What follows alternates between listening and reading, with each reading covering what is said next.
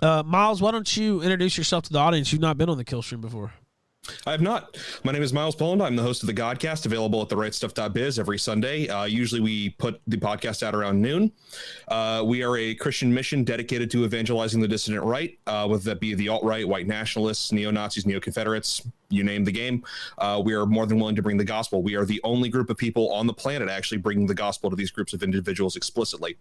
I also do a lot of audio work for a group called Antelope Hill, a publisher also targeting the dissident right. They have a lot of great works out. If you've ever heard of the Transgender Industrial Complex or Faith and Heritage, for instance, those are both books put out by Antelope Hill, and I will be releasing an audiobook for them called Hitler by Wyndham Lewis. If you have any interest in the circumstances that led to the rise of the Third Reich, that audiobook will be available on Monday, which is, I believe, is the anniversary of the Beer Hall Putsch. Very good. Now, what's the name of that again? That is Hitler by Wyndham Lewis, available at antelopehillpublishing.com. All right. Available Monday. Now, Adam, why don't you say something so I can pin you to the screen? Can you hear me? Yes, I can hear you. And I pinned the wrong shots again. I don't know how I did that. But testing. You know what? What's up, Ralph? Thanks for having me on. I'll just switch it over. What's up, man? It's good to hear you. How you been? I've been doing well. All right, now, fuck, why can't I find... Oh, God. Let me get this window over here. There we go. I didn't want to have to do it that way, but I did. All right, now, let me get this. Oh, there we go. Okay, I'll figure it out sooner or later. Now, why don't you introduce yourself? You've been on the Killstream many times, of course, but that's how we're going to do it. So introduce yourself, Adam. My name is Adam Green. My website and the name that I go by is No More News, and I've been exposing Zionism online, making videos for about 6 or 7 years now.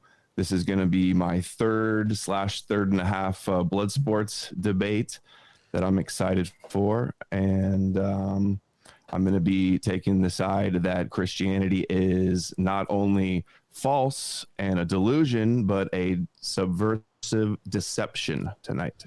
Now, you know what? So would you like to go first? I mean, I don't know. I was sitting here trying to think who should really go first. Do you want to go first, Myles? I mean, Myles, you asked for the debate. So maybe if you really, I don't know, if it's up to you guys. I don't really care who goes first. I'm fine with either or. I would like to say, like, neither of us, we're not Destiny, we're not Vouch. I don't think we need to do the ankle biting, like, let you say 2 words and then jump in. Well, actually, we're both adults. So I'm perfectly fine. If you want to lay out your case in its entirety. You know how we usually do it on the Killstream? If it goes that way, it goes that way. You know what I mean? Sometimes they don't. We've had many respectful debates on here. And then we've had quite a few that weren't as well. So that's kind of. We call it blood sports for a reason. Right. If it goes that way. Now, if it gets so bad that people can't talk and stuff like that, eventually I'll say, hey, come on. I don't want to give you a heart attack, Ralph. Yeah, exactly. Exactly. Come on. I can only do so much. Fred Sanford. God, I love fucking Sanford. Anyway. Well, I can start with a question. Okay, fine. I'm curious about, because Myles asked for the debates. I'm curious which videos of mine he's seen talking about Christianity, and how familiar he is with my arguments on why I think it's a deception. I watched your video with David Skrbina, and I also watched your video with, was it Robert Price is his name? Yeah. I watched those 2 videos. The Skrbina video was very embarrassing for Skrbina. You seemed a lot more informed about it than he did, which is kind of surprising. I also was not terribly impressed with Price's presentation. A lot of what he's saying was sort of mainstream back in like the 60s and 70s, but scholarship has really moved on since then. And what made you want to challenge me to a debate? Well, I know, speaking with Gator behind the scenes, he had mentioned that the Killstream was looking to do something religion-wise. They haven't had a big religious knockdown, drag-out fight in a while. So I volunteered for that. And he also mentioned that you had been on the show, and we had just done a review of your interview with Skrbina. And so he mentioned, hey, why not get Adam Green on? And I said, great. Sounds good. Interesting. I had no idea. I figured that maybe somebody told you that I was saying Christianity wasn't real, or you watched one of my videos and you decided to take me on. But thank you, Gator, for facilitating this. Everybody was wanting, I've been putting out lots of videos. I've done a whole series exposing how Christianity has been used to deceive and subvert the Gentile world and fulfill the prophecies of the Jews in the Torah. And people were all suggesting that Jay Dyer debate me, but Ralph asked him a couple weeks ago if he would do it, and he said no, didn't want to step up to the challenge. So I'm glad somebody is willing to do it, even if it's somebody who I can't see his face. And is this your real name, or are you anonymous? I'm anonymous on the internet. Okay. So your name isn't Myles Poland. No. It could be anything. Could be Myles. Who knows? Could be. No. All right. Well, that's interesting. Well, then right away, I'm assuming that you're not even familiar with my thesis and my arguments and all the proof that I put. Well, that's enough. Okay, you know what? You've convinced me. I was already thinking a minute ago because you've come out. You've got your own thought, theory on Christianity. Why don't you just lay it out there? What your thesis is? Sure, I'll go ahead and mute up. No, Adam, let you lay it out there. Go ahead. Me? Yeah. The thesis is that the Jews created a antithetical counterpart religion to dupe the Gentiles into following that would fulfill their prophecies and basically conquer and Judaize the world. And Christianity and Jesus filled this role perfectly. In the Old Testament, their goal with the Messiah and their goal in general was to basically subjugate the Gentiles, rule the world. That was the role of the Messiah for the Jews. And instead, they went with the first coming, suffering Messiah, Moshiach ben Joseph archetype, fictional character, fictional story, convinced the Gentile world to follow it, and then controlled their opposition, and it fulfilled their prophecies of persecuting them and then turning them into the advocates. That's how we see they've used Christianity as their greatest instrument to conquer the world, basically.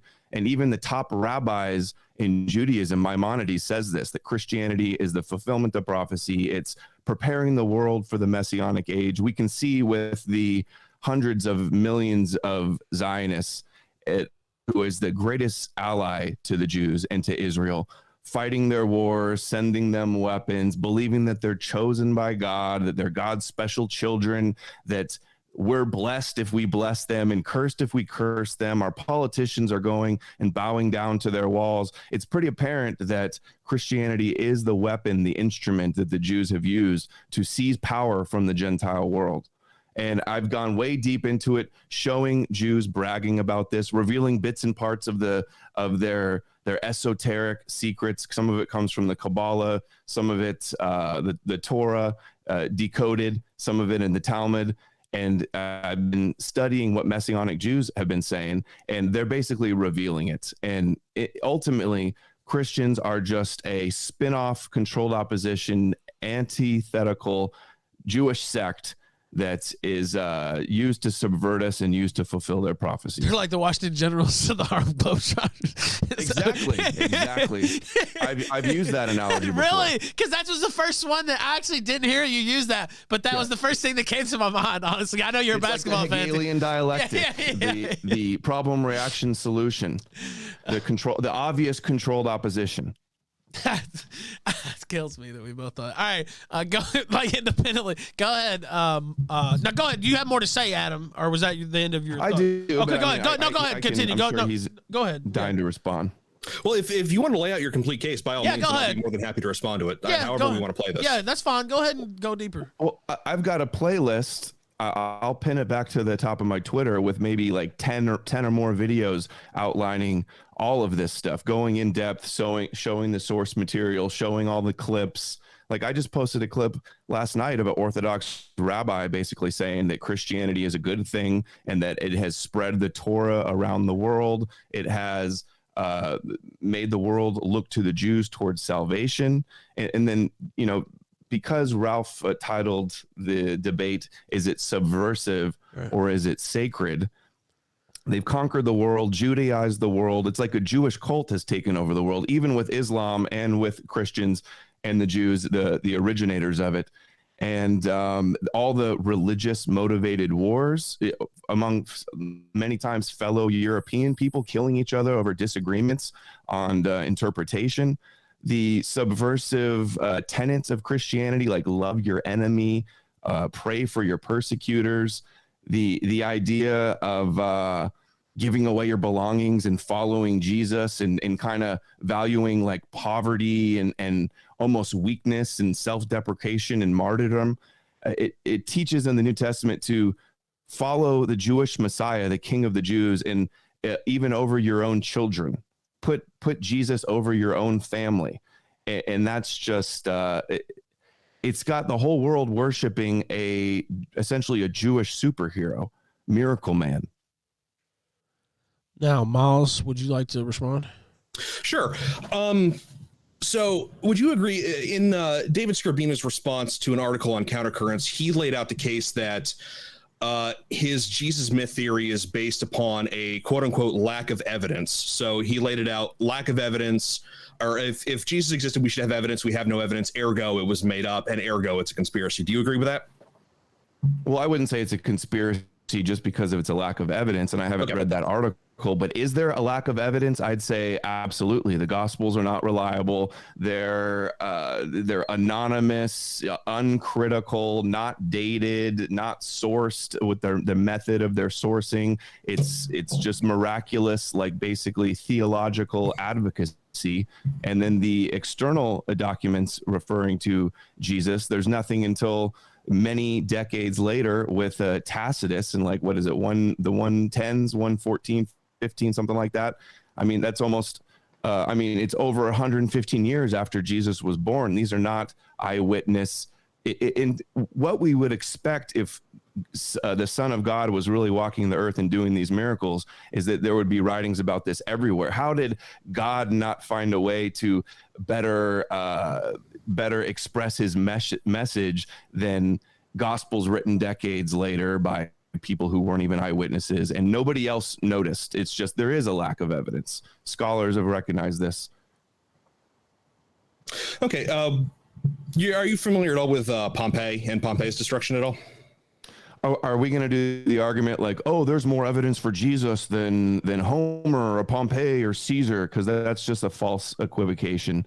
And no, just it's because really there's not. Bad evidence for something else doesn't mean that doesn't prove that Jesus is real. Plus, why are we even having to rely on ancient Jewish fairy tales of miracles and allegorical nonsense? If God was real and he wanted to speak to us, he wouldn't use ancient texts. He would be able to speak to every one of us with clarity, show himself. This idea that he's hiding and you just have to believe in the Jewish prophecies, otherwise you're going to burn in hell. It's ridiculous. It's absurd. It's juvenile. Well, that doesn't actually answer the question. And secondly, by any normal historical methods, Jesus rose from the grave. In fact, the overwhelming majority of New Testament historians nowadays are conservative. And that means they believe that the tomb was empty, quite frankly. So they believe four things. One, that Jesus existed. That much is obvious. That who's they right now? I'm not sure. The entire field of New Testament history and studies. So a bunch of Christians? No, actually. Mostly, yeah, it is mostly Christian theologians and biblical scholars. They're mostly Christian. Okay. So what do you say about atheists like Bart Ehrman? That's the Christian's favorite go-to guy, and I think that he is propping up a lie. I think he's a Jesus Yahweh gatekeeper. And so you're alleging a conspiracy on the part of a well-qualified scholar who lays out his case in very clear terms over the course of dozens of books, is a professor at a university. But you don't believe the rest of the stuff he says. You should read the rest of his books where he says Jesus isn't like he believes there was some character and that may have been crucified, but he doesn't believe any of the myths or any of the other stuff, and proves how it's all fraudulent and forged. Actually, no, he doesn't. He gets an enormous amount of stuff wrong that actually breaks with the rest of New Testament historians. Well, I think he's wrong. Okay, I think he's wrong on some things too. But again, as the leading prominent skeptic, even he affirms that Jesus existed, which again is not a matter, it's really not up for debate at this point, that the man Jesus of Nazareth existed. It totally is up for debate. No, it's not up for debate. That's why you're here debating it. And that's why you're here. Why is somebody else nobody else wants to take on this subject. There's been big debates too with people that have like the books that I read learning about these things. Those authors have done big debates and they win every time, hands down. No, they don't. Can you name 5 qualified people who believe in the Jesus myth who are still working today? 5? Like I said, the majority of institutions that are like, I'm not asking for a majority. I'm asking for 5 relevant, currently working New Testament scholars who believe that Jesus of Nazareth did not exist. Well, you're appealing to authority as if the majority can't be wrong. For one, that's a fallacy. No, I'm not doing that. Number 2, there are many more than 5 scholars that are questioning the historicity of Jesus. Working in that field? Working in that field. Fitzgerald. Excuse me? Working in that field. Yeah. Working in the field of New Testament history. It is. I will give you that it is a minority, but 30 years ago, it was a radical idea that the patriarchs didn't exist. Moses, Abraham, all of those. And now that's accepted as the consensus. No, it's not. It is. No, it not with dogmatic religious people. No, because you can't concede any of this stuff. I mean, think to be a Christian, all of the magical, ridiculous stuff you have to believe from the Old Testament.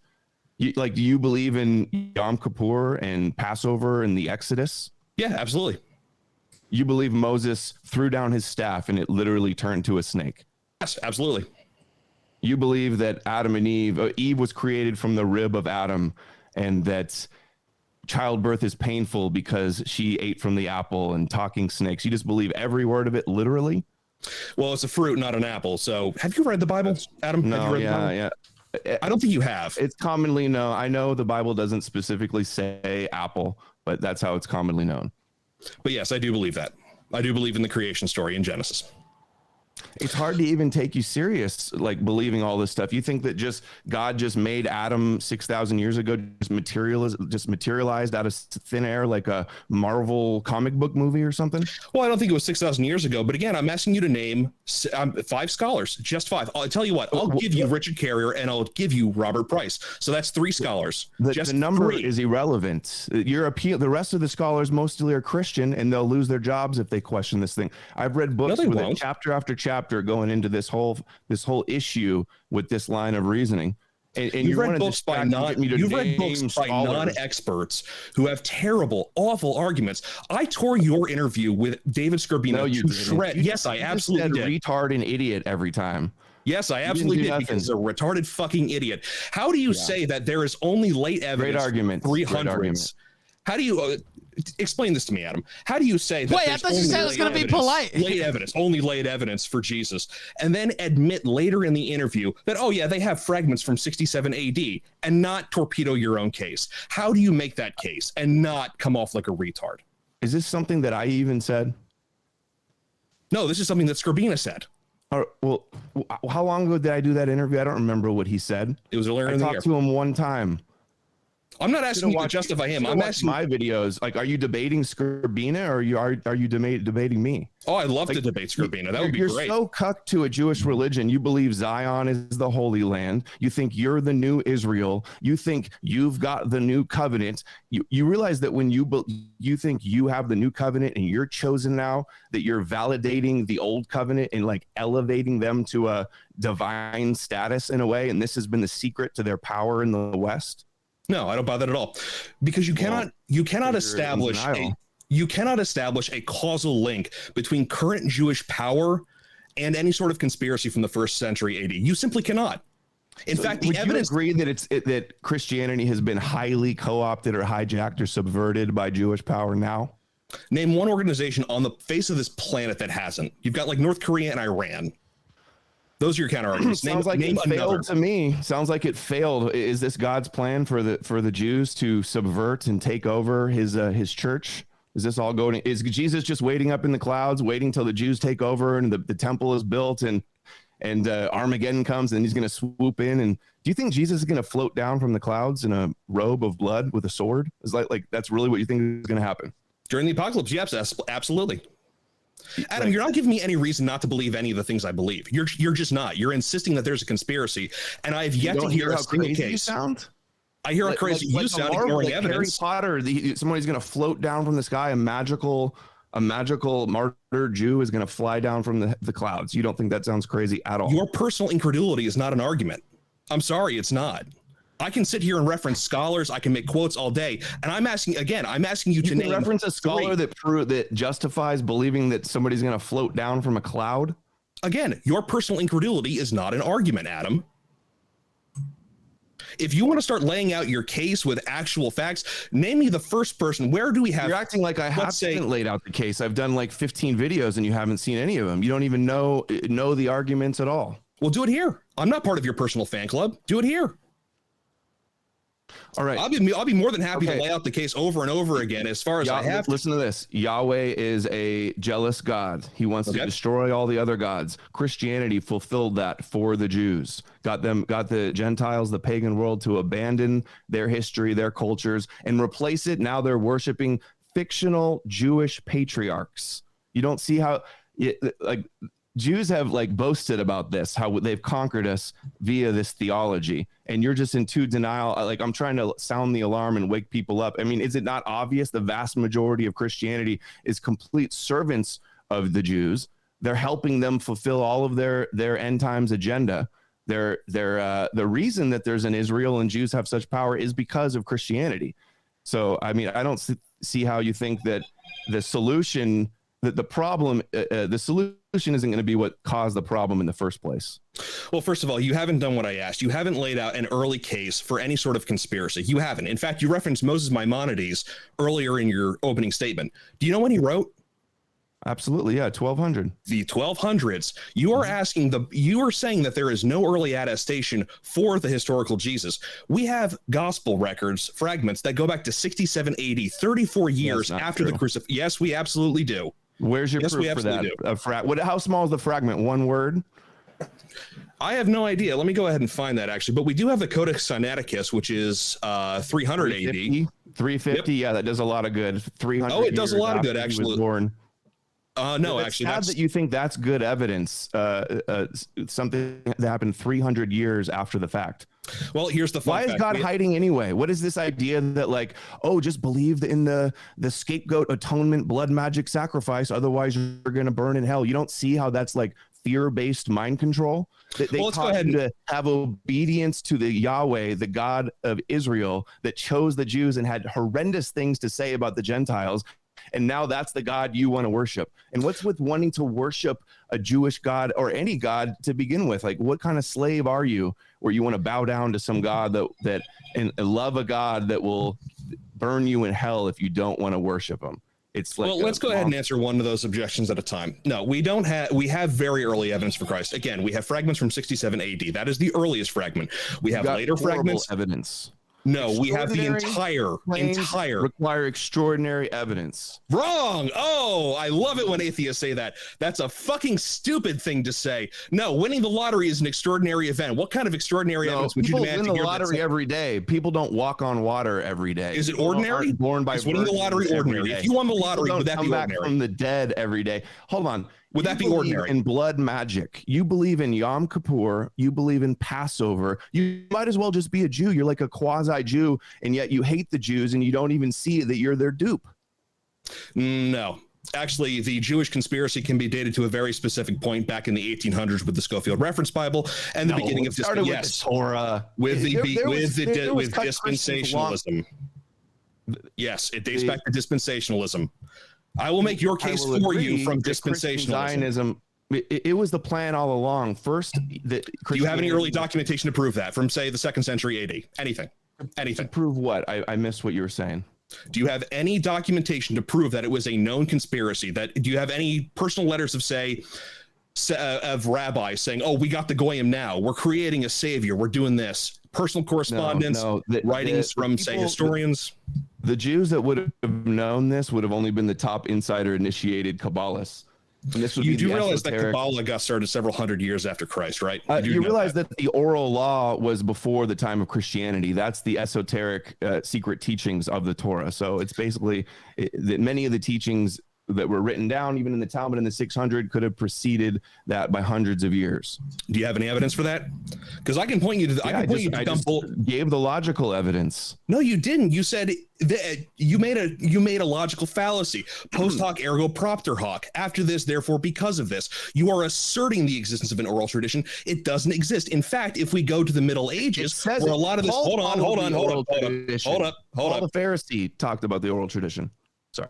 They talk about the oral tradition of Moses. Yes, they don't talk about a Kabbalistic oral tradition. In fact, if you go to the Middle Ages, where a lot of this Kabbalistic stuff got started and started being exposed, it bears a lot of resemblance to Hermeticism. What is Hermeticism?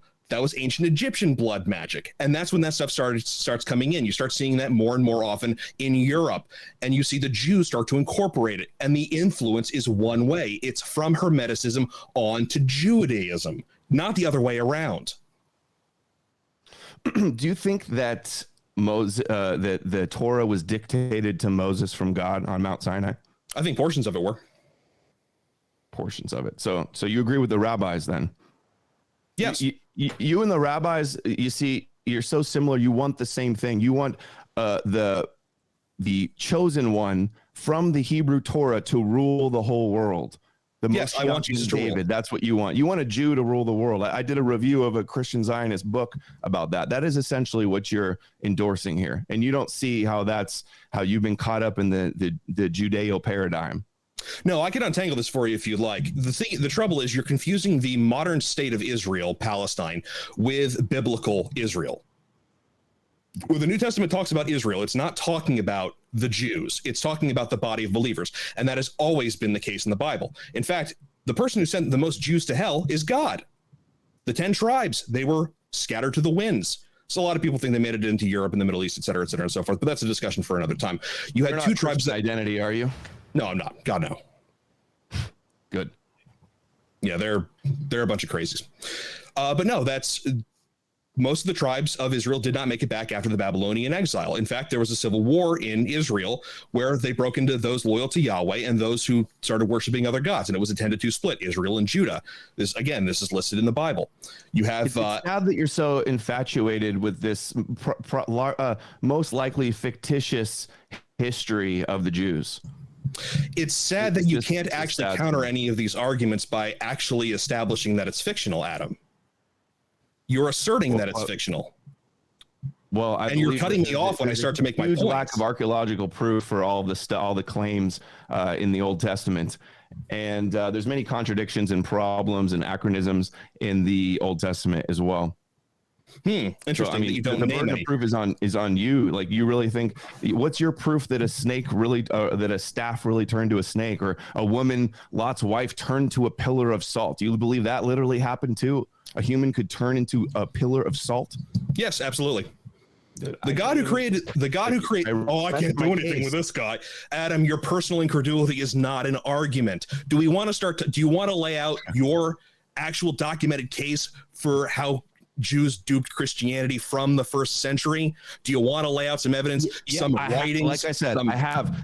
The goal of the Old Testament was for the Jews to get the Gentiles to worship their God, but not become Jews. So Christianity fulfilled that perfectly. It got the whole Gentile world to be subjugated and to believe that the Jews are God's chosen people. It's worked like a charm, and you're just here basically playing defense and apologetics, defending the Torah. Like, there's a Jew somewhere laughing at you for doing this. Guarantee it. Are you that Jew, Adam? Adam Green? No, I'm sorry. That was a low blow. So, again, I've shown my DNA, and you're some anon guy online that won't even show his face. And this is the go-to, even if you're joking, this is the go-to Christian cope. You don't believe in the Jewish Messiah, and the Torah is the word of God, and Hebrew messianism. You must be a Jew. It's the dumbest, worst cope. Adam, you're not providing any arguments. You are simply asserting something based on your own lack of understanding. Would you like to stop cutting me off and I could lay out my case? Go ahead. Are you sure? You sure you don't want to cut me off anymore? Just go ahead. Okay. All right. So what Adam wants from the Bible, he cannot provide for his own theory. He cannot provide a single scrap of evidence that the Jesus conspiracy is in fact a conspiracy. Rather, based on the data we have, which is an enormous amount of it, we can conclude beyond any sort of question that any credible person can make that, one, Jesus existed. He preached the coming of the kingdom of God. He was crucified under Pontius Pilate, and that his followers believed they saw him risen from the dead. Virtually no one disputes this. And I've asked Adam repeatedly to name any scholars who do, and I gave him two. Virtually no one? Virtually no one, yes, qualified to speak on the topic. Unless you'd like to start naming names, Adam. I gave so you you're two. only qualified if you agree with you in your mind. You believe this Pilate story like it actually happened. There's no record anywhere in Roman history of Pilate doing this. There is. We actually have a Tacitus, like almost 100 years later. That's not legit. Pilate was not some pushover. Pilate, the whole story with Jesus Barabbas, it's a retelling of Yom Kippur, showing that this is related, theological related to Yom Kippur. You believe in scapegoat atonement rituals. You believe in blood magic. Killing something else forgives you for your sin. Number one, why would God need to? You believe in burnt offerings and blood magic? Also, literally, you think that really is the way the world works? That was the way propitiation of sin worked in the Old Testament before the coming of Christ. Yes. You believe in blood magic. You believe that that'd be like me wanting to forgive my wife, so I kill my dog. Like that's that kind of logic. It's immoral. It's irrational. On what grounds? It's on what grounds? On what grounds is it immoral? To kill something else, to light up a lamb on fire. And then you're forgiven. Your sins I want you to ground your moral ontology. Oh, you're going to say there's no morals without the Bible? Like it's full of morals. And without God, all things are permissible. Yes, absolutely. You can't know what's good with your own intellect. Can you ground it? You can have a feeling. You can have a conscience. I think torturing an animal and believing that it forgives you for something you did is ridiculous and immoral. Yes. On what grounds? On the grounds that this is the problem, Adam. I ask you why you can't tell me, and you just repeat yourself. On what grounds? God said it's wrong. It's like in the Bible doesn't even teach morals. It just teaches blind obedience to God. Like the Jews call Gentiles like goyim cattle, and that we're impulsive and dumb like Esau. And then you're literally like sheep in a flock following the Jewish shepherd, and you don't see that you've been duped. It's ridiculous. You keep insisting I've been duped, but again, you cannot provide any evidence that this was a conspiracy. The closest you can go back to any sort of conspiracy. I don't have to have some ancient source saying this is how we tricked the Gentiles. You're actually asking for some ridiculous amount of evidence that we don't I'm asking need. For literally anything. For the sake literally of argument, anything that predates the Schofield Reference Bible. In the 1800s, there was all types of Christians and Messianic Jews talking about we need to restore the Jews to the land, and then Jesus will come. You don't see how that's a dupe. You don't see all the Christians and the Pope and the Orthodox Church. They're all playing into the Jewish agenda. Yes, that was a dupe, thanks to the Schofield Reference Bible, which got the ball rolling on dispensationalism. This is also right around the time when Jewish banking families started making a lot of money and started exerting a lot of influence over universities. We see the same thing happen with communist infiltration of the church, by the way. So yes, God's word so easily perverted and susceptible to mistranslations that have allowed the Jews to take over the world. Reading the Bible in totality and understanding the context, you don't get this. Again, you don't get what you're talking about. Reading the Bible, you do not get dispensationalism. You simply don't. Without the Schofield Reference Bible, there is no dispensationalism. Well, they sure have been able to manipulate a lot of people into believing it. Like, you're the minority. So really, like, they say you're not the real Christian. You say they're not the real Christian. But oh, no. I'm not making that case. Of Christianity, it's completely kosher. And you're here like they're not the real Christians, and we've always opposed them. Really, I'm not saying that. Their victim status. I'm not saying that. I'm not saying dispensationalist Christians are not Christians. I believe they are Christians. I believe they've been duped by actors acting in bad faith. The thing to keep in mind, Adam, these are people who do not look into things deeply.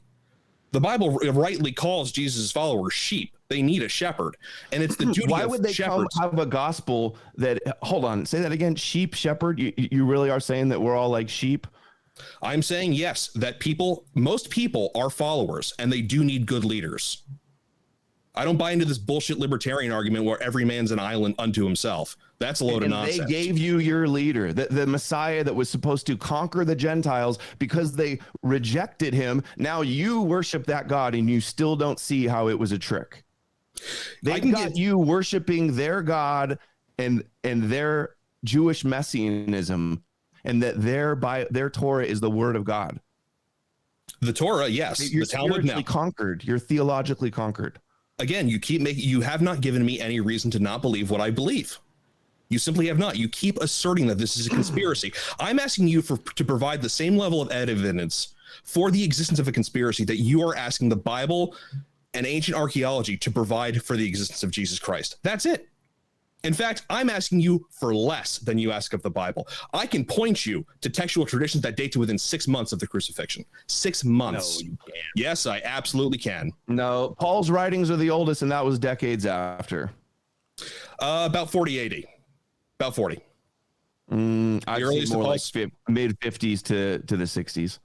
That's 20 years after the fact. That's fairly early for ancient history. Don't you see this as problematic that the oldest writings of Christianity come from somebody that never even claimed to meet Jesus? And I did a video on this recently. All of his gospel on Jesus, he didn't know about the gospels, by the way. I saw you got this wrong in the Scarbina interview. Paul came before the gospels. He never mentioned any of the gospels. He never cited any of the gospels. The gospels copied some of his stuff, especially Mark, allegorically a lot. But the problem is that Paul, the Pharisee, had this vision that he's going to go to the Gentiles and make them obedient to the God of the Jews. You don't see how that's a con, number one. He never even met him. The oldest writings is somebody that never even met him. He just saw him in scripture. He did Midrash and Peshem and found all these old verses and created a new concept. So how do you get around the fact that Paul met with James, the brother of Jesus, and Peter? How do you get around that? They referred to were they part of it? Christian, anybody that had visions and believed in the suffering Messiah motif from the Old Testament. That's who was considered a brother in Christ. Some other people that had visions, other people that saw these connections in the Torah, in the verse, and the other apostles and the 500. The proof he did it. Just that Acts says it. That's the proof. If you want to discount Acts, you have to discount the entire rest of ancient history. Yes, you absolutely do. I can't take you serious when you say crazy stuff like that, dude. Come on. I'm not hearing a refutation, Adam. Acts is written, Luke and Acts, most likely same person wrote it, but not named Luke. They added those names in like 100 years after. They were anonymous and they weren't dated, like I said. And Acts, both of those, Luke and Acts, Luke copies from Matthew and Mark, so it's not even an original. And Mark is full of allegory. And Acts and Luke are after Josephus. They copied from Josephus, so it's dated after 95. There's no evidence for that. 60 years after the supposed crucifixion? No. 60 years in ancient times, and this is what you think is good proof. That is actually very early. Assuming what you're saying is true, that is actually fairly early. That's actually very reasonable. So this elaborate story with like Sermon on the Mount and all of these words, you think this is all completely accurate 60 years later written down? They just all memorized it perfectly and didn't want to write it down right away. 60 years later, that'll make all the people believe it in the future.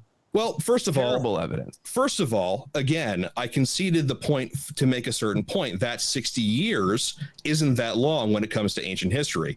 But no, we have excellent evidence that the Gospels, and indeed most of the New Testament, was written before 70 AD because of the destruction of the temple. Not one single solitary document mentions that the temple had been destroyed. In fact, in Matthew, there's a prophecy about it. Now, Matthew is obsessed in writing to his Jewish audience that Jesus is the fulfillment of Jewish prophecies. He goes out of his way to point this out. Don't you think that he would have said, hey, Jesus said that the temple is going to be destroyed, and then it was destroyed in 70 AD. So what we have is a rigid textual tradition by the time of the temple's destruction. Which is 40 years after the supposed crucifixion. Matthew copies from Mark. Mark was first. It was probably Matthew, actually, but they were written around the same time. Bart Ehrman would disagree with you on that, guarantee that. And he's welcome to. He's welcome to disagree on that. Of the scholars. What? And he's welcome to on that. Yeah, absolutely. But Mark bears the hallmarks of a document that was edited down. A lot of people think that Mark was the first because it's the shortest, and that's the reasoning. I'm not kidding. Yeah. But they thought it was a summary of Matthew. Matthew, right? Yes. But that's where they put it after. But it's actually the other way around. I've not seen any evidence for that, but we have a document. You haven't read the books that I've read then. I've probably read better ones, like actual scholarly work, not written by, weirdos who don't believe. By people that believe in talking snakes and walking on water. And to think I have better evidence for that than you do for your assertion. Isn't that so wonderful? You have evidence for any of that? Like stories? That's like saying I read Harry Potter. I own Harry Potter. That's proof that Harry Potter's real because it says it in there. No, that is a gross. No, it's like identical. It's the identical argument. So do we want to get rid of Suetonius? Sure.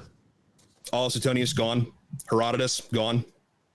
We don't know anything about the rise of the Persian Empire. Names. The audience doesn't even know what you're talking about. What are the dates? What did they say? Like, context matters. Don't just start rapid firing names. You don't like when I name names, do you? I mean, not without any context or anything background about it. These are ancient Greco-Roman historians. For instance, Herodotus is the gentleman, his histories. We're getting another phone call. When did he write it?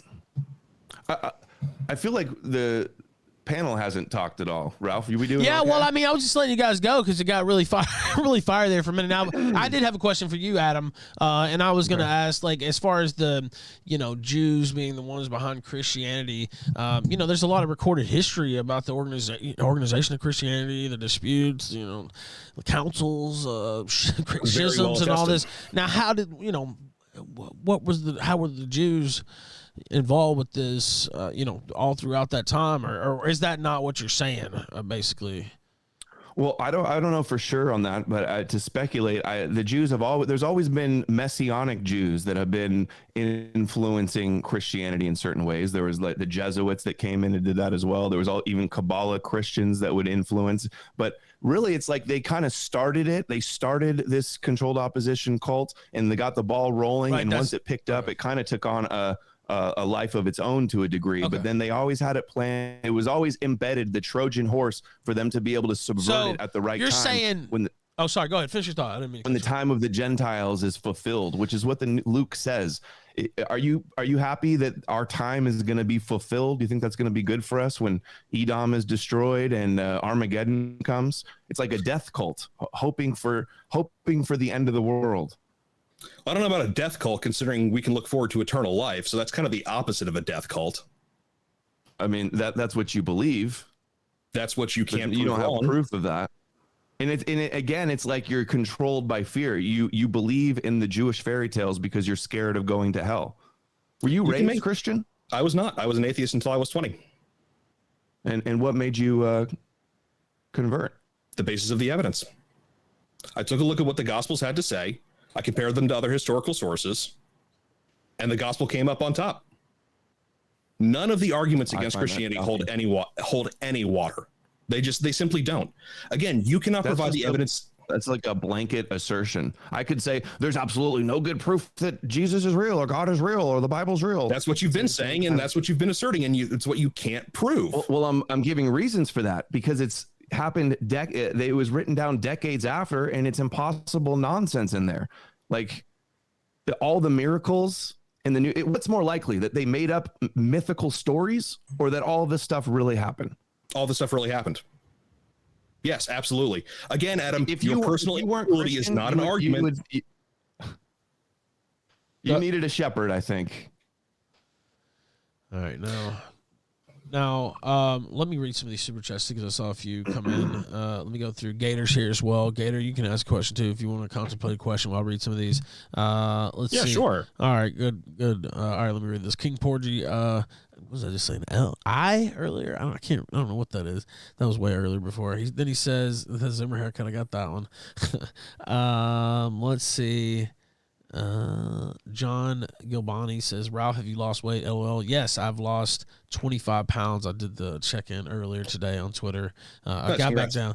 I got down in the 250s, and then I went back up, and I knew I'd went back up, so I was waiting until I was down in the 250s again. And so now I'm 2 pounds lower. It's like 257 point something today. So 2 pounds off my recent low. So we're back in the good zone. So hopefully I can keep going that way. Lord Zini says, Ralph, put the bat down. Also, I was offered the job I wanted, making $15K more than my previous job. Let's fucking go. Congratulations. Hell yeah, Lord Zini. Is this the button? Yes, there it is. Oh. Azure says, imagine unironically believing in some desert trilogy Israel. Something where there. Hey, fuck you! I like Dune. And he says, Cope, how much low IQ do you have to be to believe this nonsense Adam won in the first 5 minutes? Azure says, Cope, seethe, and dilate in that fucking order. Then he says, Adam's undefeated.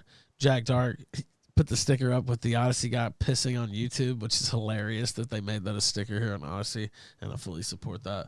All right, now, I go ahead, Gator. Let me let you get some questions in there. I also, Entropy, Killstream.live/Entropy. Let me check. Oh, there are some over there too. Hold on. Let me read those. Unknown Californian says, I just want to send some love. Your show is great. Well done, my friend. Much appreciated. Thank you. Appreciate that. Base Frequency says, Myles thinks studying for a debate means being part of his opponent's fan club. Adam, I'm sorry, no one can give you a legitimate debate. Hopefully the next one will go better. Tu Chen says, hey, Adam, do you believe there is absolute objective truth? Something that is true always has been true and will always be true. And if you don't, why don't you? Yeah, I do believe that there's objective truth. Like I could say, is there a pen in my hand? And I'd say, yes, it is. Okay. All right. Now, Gator, go ahead, sir. I've got one question for my. Yeah. No, I mean, you said you said one for Adam as well. Pretty simple answer. Mm-hmm. Okay, go ahead. Sure. Yeah, go ahead. Get a couple in there. All right. My question for Myles is, what do you think about the Shroud of Turin? Is it a sacred artifact or is it something that was forged? I think it's authentic. You believe it's authentic? Yes. Didn't they do carbon dating and show that it was like a 15th century forgery? They did the carbon dating on a burnt patch, which is going to confound the carbon dating. They've also found pollen on there that dates earlier than the 800s AD. So how do you reconcile those? Is that why the Vatican won't even officially endorse it? I'm really not interested in the opinion of the Vatican. I mean, if you're going to claim it's a forgery, you're going to have to explain how it was forged. I meant to ask this up front. What type of Christian are you? Not a denominational Baptist. Earlier when we were talking about Mark and I said Mark came before Matthew, there was a reason. It's because you brought up the destruction of the temple. And that's how they've dated Mark to after 70 AD is because he alludes to things that scholars believe confirms it's after the destruction of the temple. That is actually begging the question. So if you're going to approach the Bible with the view that you take, which is miracles are impossible, God doesn't exist, then yes, you would have to say it happened after. But if you go in with an open mind about that kind of thing, and you take a look at the rest of the documentation, the rest of the Gospels, the rest of the epistles, the rest of the New Testament, none of the other ones mention the destruction of the temple, which was the center of Jewish life at the time. That would be like Washington, D.C. getting nuked and no one talked about it. It's inconceivable. The parable of the fig tree is like a theological lesson about why they don't need the temple anymore. And there's other reasons. Like scholars are very certain that it is dated to after 70 AD.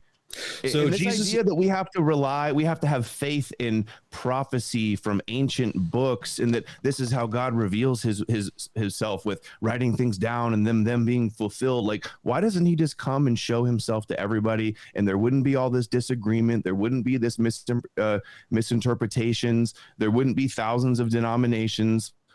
Why is God hiding? Have you asked him to reveal himself to you? Oh yeah, for sure. Then I'll continue to pray that he does for you specifically. So what, just you're a special boy and he reveals himself to you, but not to me? Me and a couple billion others. Well, there's a couple billion Muslims too. Does that mean Muhammad's real? Well, yeah, Muhammad was absolutely a historical person. I mean, did he float up in heaven like you believe Jesus did too? I don't think he did. I don't think Muhammad was taken up in heaven. Jesus did, but Muhammad didn't. Yes.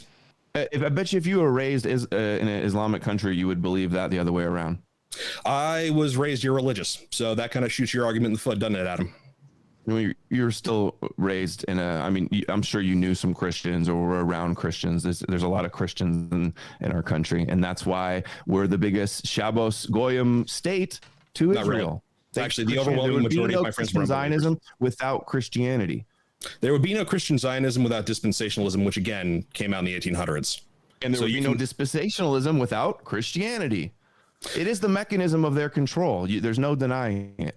No. In fact, I'd like you to name another single cultural organization that has done a better job to oppose Jews throughout history. Can you name Not one? a better job. Do you not see all of the Christians worshiping Israel right now? Like, they're not doing it. They failed miserably. They've That turned doesn't the answer my Jews question. into the eternal martyr and fulfilled their victim status and fulfilled the prophecies that they had in their Torah perfectly for them. Okay, And now so they're basically about to conquer the world and destroy the Gentiles. And you're here, all these anti-Jewish Christians are busy attacking me. Have you ever publicly debated a Christian Zionist? Yes. In fact, we do that all the time. We do talk to Christian Zionists. We do read what they have to say. In fact, we have a whole video about supersession that explains in no uncertain terms that Jews are not the chosen people. You are not saved by your blood. But they were once. No, you were never saved by your blood, ever. You don't believe. I mean, it says that they're the apple of his eye. He says it a million different ways that they were his chosen people. Yes. You don't believe that they had a covenant with God. They did, yes, that they disobeyed, and then God cursed them. Okay, so you believe you were always they're a magical, supernatural curse. You have like a religious hatred for them, which set you up as the antithetical. The Jews believe Christianity and Jesus represents Satan. That's why they believe he's boiling in hell in the Talmud. And they believe it represents Esau and Edom as well. God hates Esau, God and the Moshiach is going to destroy Edom. You're just playing right into their hands. You have not been able to prove this conspiracy. Again, you keep asserting it, but you cannot prove right it, in Adam. front of you. The proof is in the pudding. Look at all the Christian Zionist slaves. Look at the Pope saying inside every Christian is a Jew and that we need to eradicate anti-Semitism. Okay, so what about all the popes that pogromed the Jews? What about that? Yeah, that's their victim status. Now they get to cry, "Oh, Christian anti-Semitism, blood libel." So in an age before victim status was a thing, you're going to tell me that 1,000 years before victim status, 20th century victim status was a thing, that the Jews got themselves pogromed, and then 1,000 years later, they're like, aha, now is the time to strike. Buddy, if this is what you honestly think. They thrive off of anti-Semitism, and there's no greater. They've turned Gentiles through Christianity into the villains. The villains of the world. That's why the church and the Pope and everybody's apologizing. And the Pope says, we have the mark of Cain. We have blood on our hands for martyring the Jews. The current Pope, yeah, sure. But again, let's go back to the popes that were pogroming Jews. Let's talk about Cardinal Sarah, who has very unkind things to say about the Jews. I don't know about this. I've covered this in depth, how all of this plays into it.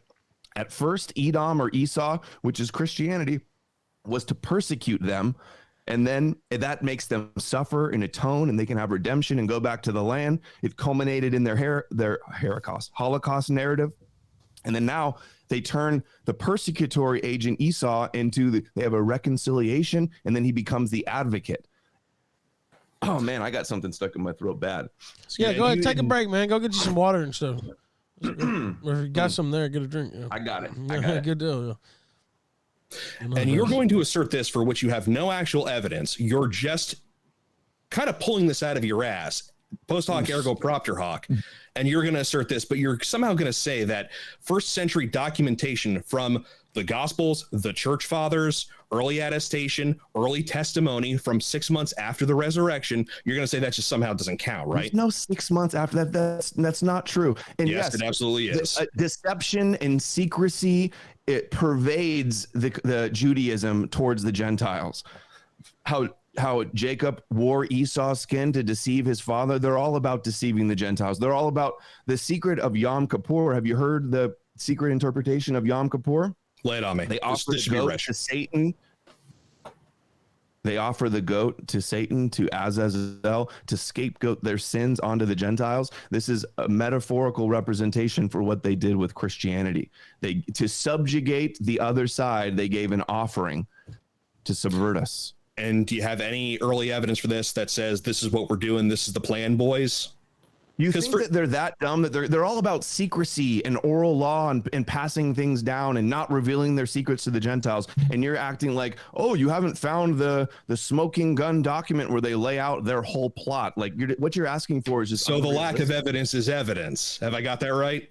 No, I'm not saying There's no lack of evidence, so that is means they evidence. did I'm it, right? saying the proof is in the pudding. You can connect enough of the dots to see what's going on. You still haven't answered for why has the church been subverted and been used as a tool of the Jews? Why is God allowing that? Why is Jesus allowing that? Name one organization that hasn't been subverted. Okay, well, what you think? You're like QAnon. You think Jesus is going to float out of the sky and save us from the Jews? In his time? That's hopeless thinking. No, that in his own time, if God so chooses to, yes, absolutely. So I don't know God's will. The Jews to rule over us, slaughter so many more white Russians in the Bolshevik Revolution. How many more people need to die before God is going to come in and destroy the devil? I would like to know that too. When we repent, I think that's when we repent. 6 million. We're not doing it. We're not doing enough. This self-degrading thing, like we're born damned and we're sinful and we just have to believe in the prophecy scapegoat atonement. So you believe in objective morality. You believe in objective morality, but you're going to say that whites are perfectly blameless. The people who have whites, yes, white people. It's interesting that you would say whites are purposely. Why not just are all? I don't think anybody is all blameful. I'm pro-white. That's why I'm saying that. Okay, but still, I see that it seems irrelevant to the question. But anyway, what was the question? My question is: so you believe in? Correct me if I'm wrong. You believe in objective morality. You believe that there is a real right and wrong. Some things are right. Some things are wrong. I believe that society gets together and it evolves over time, but there's a zeitgeist and a change of morals and consensus. I don't think that there's like an objective, and this is the religious argument, is that the only way we can know what's right and wrong is what God wrote in the Bible to us, what the Jews wrote in the ancient Hebrew books, that we wouldn't know right or wrong if it wasn't for the Jews and Yahweh telling us. It's a very sad view of the world, I think. So you're a subjectivist. Okay, I mistook your meaning earlier. So if you can honestly say that the people who have most facilitated the spread of war, death, destruction, abortion, birth control, sexual immorality, sodomy, all throughout the globe, white people, and the Jews, the puppet masters behind that, don't get me wrong, in the 20th century, absolutely the Jews are behind it. But we took to that shit with a gusto. Why wouldn't we be getting judged? Why wouldn't we be under God's wrath? You want us to be under God's wrath because I want us to repent. Have done things. I want us to repent. We did too. Hold on. Takes two to tango. God's wrath because the Jews have done bad things. Because we did bad things. What? I don't know what bad things you've done that you think you deserve wrath, but are you part of Western civilization? A good person. What? Well, of course you consider yourself a good person. Go ahead. Sorry, that played on my end. I didn't mean go ahead. Okay. It's a sad way of thinking that you deserve God's wrath and God's anger. It's like an abusive, like a battered wife syndrome relationship in a way. So people don't deserve punishment when they've done wrong? I mean, what do you got to do a burnt offering and you'll be forgiven? Is that what God wants to forgive you? He has to kill his son to forgive you? No. You have to slaughter a goat to be forgiven? That's the answer? That's the answer in the Bible. In the Old Testament, sure, that was the propitiation of sin. We have Christ now. We have Christ's sacrifice. Jesus is the new Passover lamb and the Yom Kippur sacrifice. That's what he's likened to. Yes, correct. It's the same Absolutely. things. So you're validating all of these Jewish ritual delusions. Instead of saying you were never chosen, your book's a lie, you go along with it and go, well, you were chosen, but we're chosen now. And we've got the covenant, and you're not the real Jews, as if there are real Jews that would have some supernatural power. It's just you're enabling them, you're validating their delusions, you're like codependents along with the Jews and Islam. You're all bolstering each other up in this Judeo-controlled opposition matrix. No, that's patently absurd. And again, you cannot actually demonstrate that that is the case any earlier than, say, the 1800 with dispensationalism. You can't. You have not. You have not. You have not here. The burden of proof your is on entire you, argument man. is post hoc ergo propter hoc. That is it, Adam. You cannot provide the documentation, nor any of the archaeological evidence, nor anything that you want from the gospel. The gospel can. The gospel is the early evidence you demand from it. Yeah, whatever you got to rationalize and tell yourself to sleep at night, but that's just not true. Your personal incredulity is not an argument, Adam. Would you like to start arguing? Would you like to start naming sources? You have not named a single source. You have laid out a ridiculous conspiracy that only makes sense looking backwards on it. If Jesus was a conspiracy, why were the Jewish authorities persecuting Paul and Peter and James and all of the rest? Wouldn't they all be in on it? They were, according to the story, that's what happened. And maybe the Romans were persecuting some Jews that were trying to convert a bunch of Romans to be Jewish dupes. Maybe they didn't like that if it did actually happen. That makes sense. No, it really doesn't. The Jews could have never defeated the empire, the Roman Empire. So they created a theological propaganda cult-like weapon that eventually did conquer Rome and then used Rome to conquer the rest of the world. And now that whole world, they used Esau, Edom, Christianity to subjugate the whole world. And now the Jews are taking it over at the end of the age, the end of the 6,000 years. The time of the Gentiles is almost fulfilled. And you want to go along and keep playing into this Judeo delusions in these fairy tales. If the Jews are master manipulators, why wouldn't they simply take over, like, say, the cult of Mithras, which was around at roughly the same time as Jesus? They'd blend some pagan religions in with their new Christianity so that they would adopt it more likely. What do you believe that, like, the early church fathers said, that the Satan came and planted these pagan similarities, and that's why we find them there? No, the pagan similarities are completely incidental.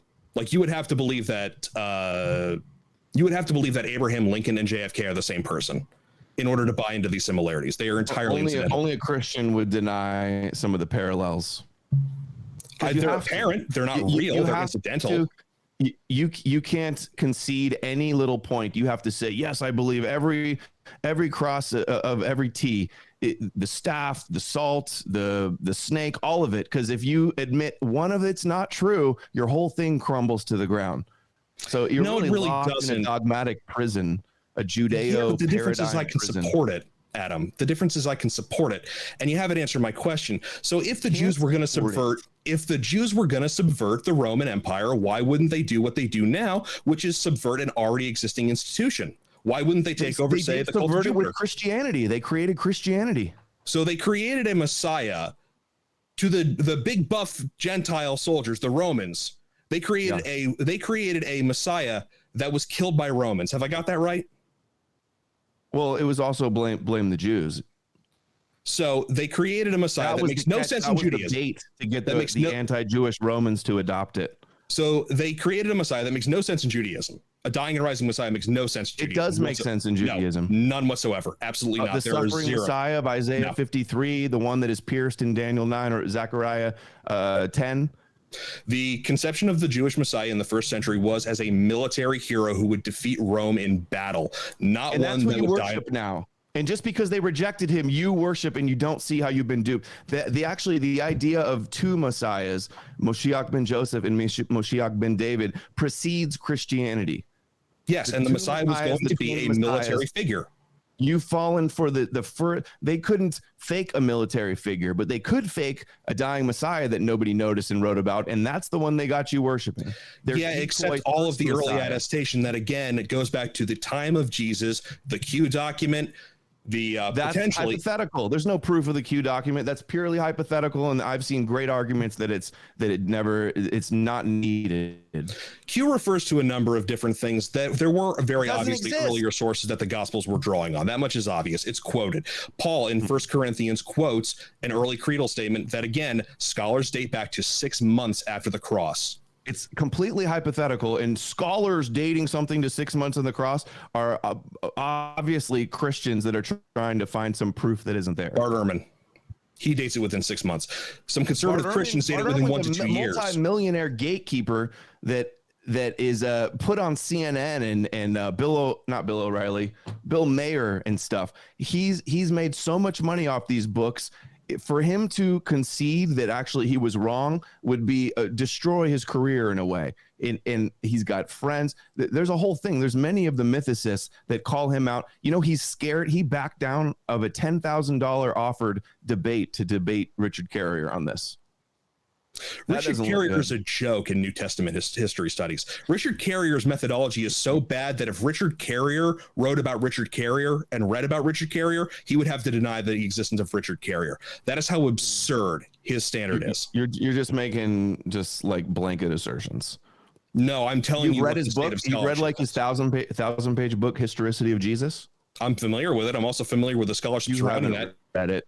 When you are the only I have it on guy, Audible. I've listened to it multiple times. There's like literally hundreds, if not thousands, of reasons to obviously see that Christianity is a complete fable, a complete delusion, and completely Jewish also. And it's, I hope the audience gets it, because I'm really not trying to change your mind. I'm just trying to hopefully expose the audience to some ideas that they haven't heard before, because this is a big sacred cow, especially in the critical of Jewish community. It's always been completely dominated by Christians. The only opposition allowed to the Jews is the Christians, who also believe they were once chosen and believe in the Torah and worship the same God. It's a dialectical controlled opposition, quite obviously. Let me ask you something, and this is not necessarily part of the debate. I mean, it is related a little bit, but what got you in on this first off, and start to think that this was like a this whole thing is just like to Israel's benefit, basically, Jewish benefit. And when did you decide to start going so hard on it?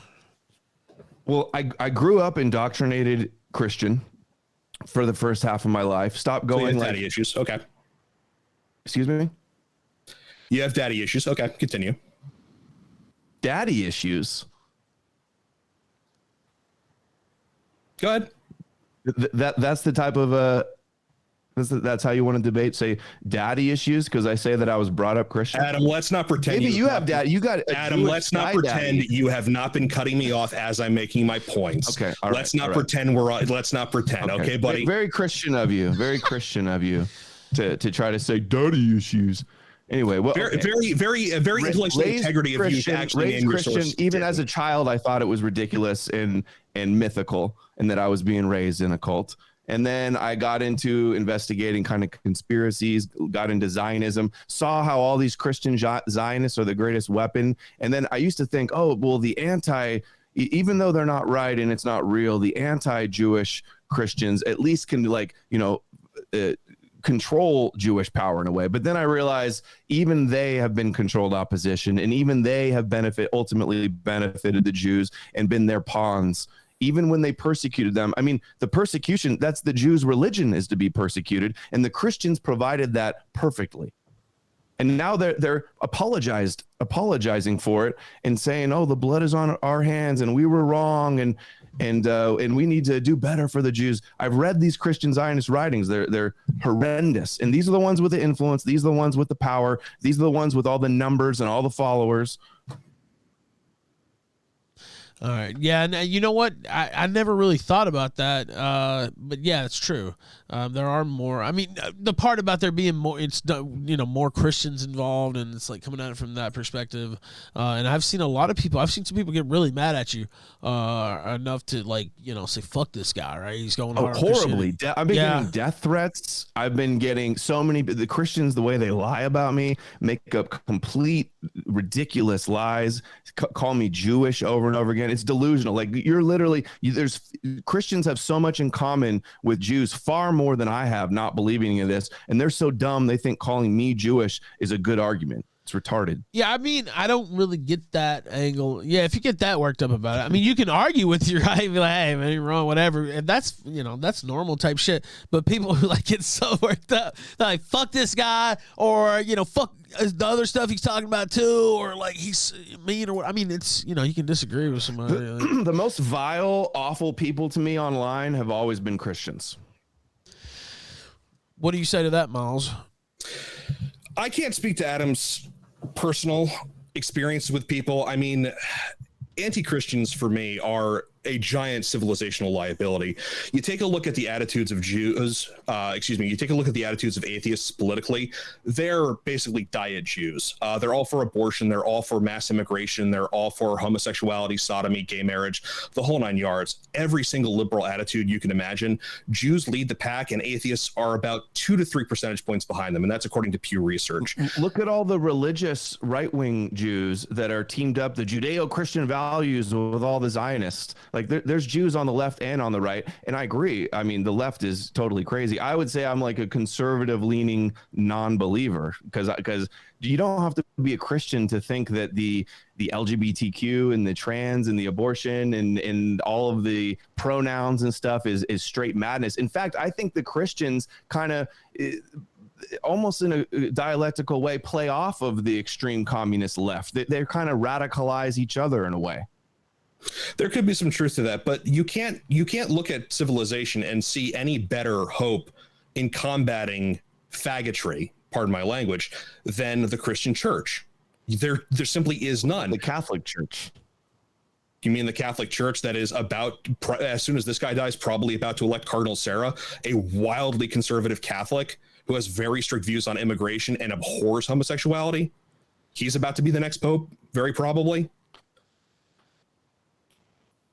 You're reading too much into theological fads. In the 1400s, you weren't a good Christian unless you had a shaved beard. Priests. I meant the pedophile priests. Oh, that? Well, again, I'm not a Catholic, so I don't have to answer for that. But yes, that is a problem with all male institutions. It's a problem with the Navy. It's a problem with the YMCA. Again, it's a problem with all male institutions. You take a look in the Middle East. Ones. So yes, Christianity really isn't that great at opposing. I mean, they are the. Can you name a better one? But I think the religious. Can you name a better one? The religious argument that it's an abomination and they should be stoned to death is that's what it says, right? Stoned to death for. In the Old Testament, in New Testament times, they would be called to repentance. And blasphemers. So, like, if you follow the Old Testament, your fellow European who doesn't believe in this Jewish fairy tales, the punishment for me in blasphemy would be to stone me to death. In the Old Testament, yes. In the New Testament, you would be called to repentance. That's a problem. Like, you'll go to war with your own people, and would you? This is a question E. Michael Jones got asked. Would you rather live in a multicultural state full of Christians or a state full of people from your own background? Oh, whites all the way. All the way. So you think that's better than Christianity? No, not at all. With a and that hypothetical kind of seems like it. No, because again, you're not understanding the fundamental issue. So with an ethnically homogenous nation, you have a fundamental order. When you have a multicultural nation, you have disorder. In fact, in the Bible, other groups of people coming in and say ruling Israel and Judah, that is a curse. Multiculturalism can be seen as a curse. Female rulership as well can be seen as a curse. So if you have an ethnically homogenous nation, you have an order. And I would prefer to live in an orderly society. Plus, if everyone's a Christian, who do I preach to? Who do I convert? I'm not going to have this conversation in an all-Christian society, and I actually enjoy having debates like this. But so getting back to the main point, again, we have early attestation to Jesus, very early attestation, and we also have eyewitness testimony. No, again, you don't. No, yes, we don't. did. Adam, Paul was not an eyewitness, and the Gospels aren't till 40 years after.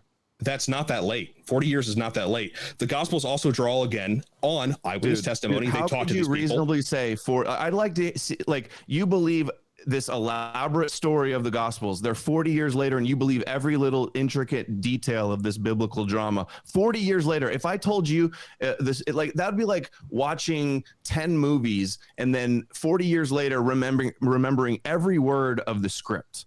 40 years at the latest. That's the thing you're not bearing in mind. 40 years at the latest. I've already laid out a good case for 70 AD, and that's 40 years after.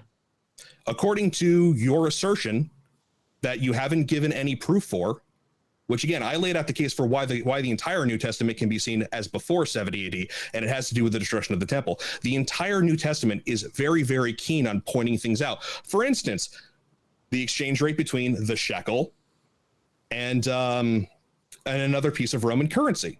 It's 2-to-1. Or 4-to-1, excuse me, 4-to-1. When Jesus told Peter to go to the beach, grab a shekel, and that would be for denarius to pay the temple tax. Do you know the exchange rate between the United States and Mexico from 40 years ago?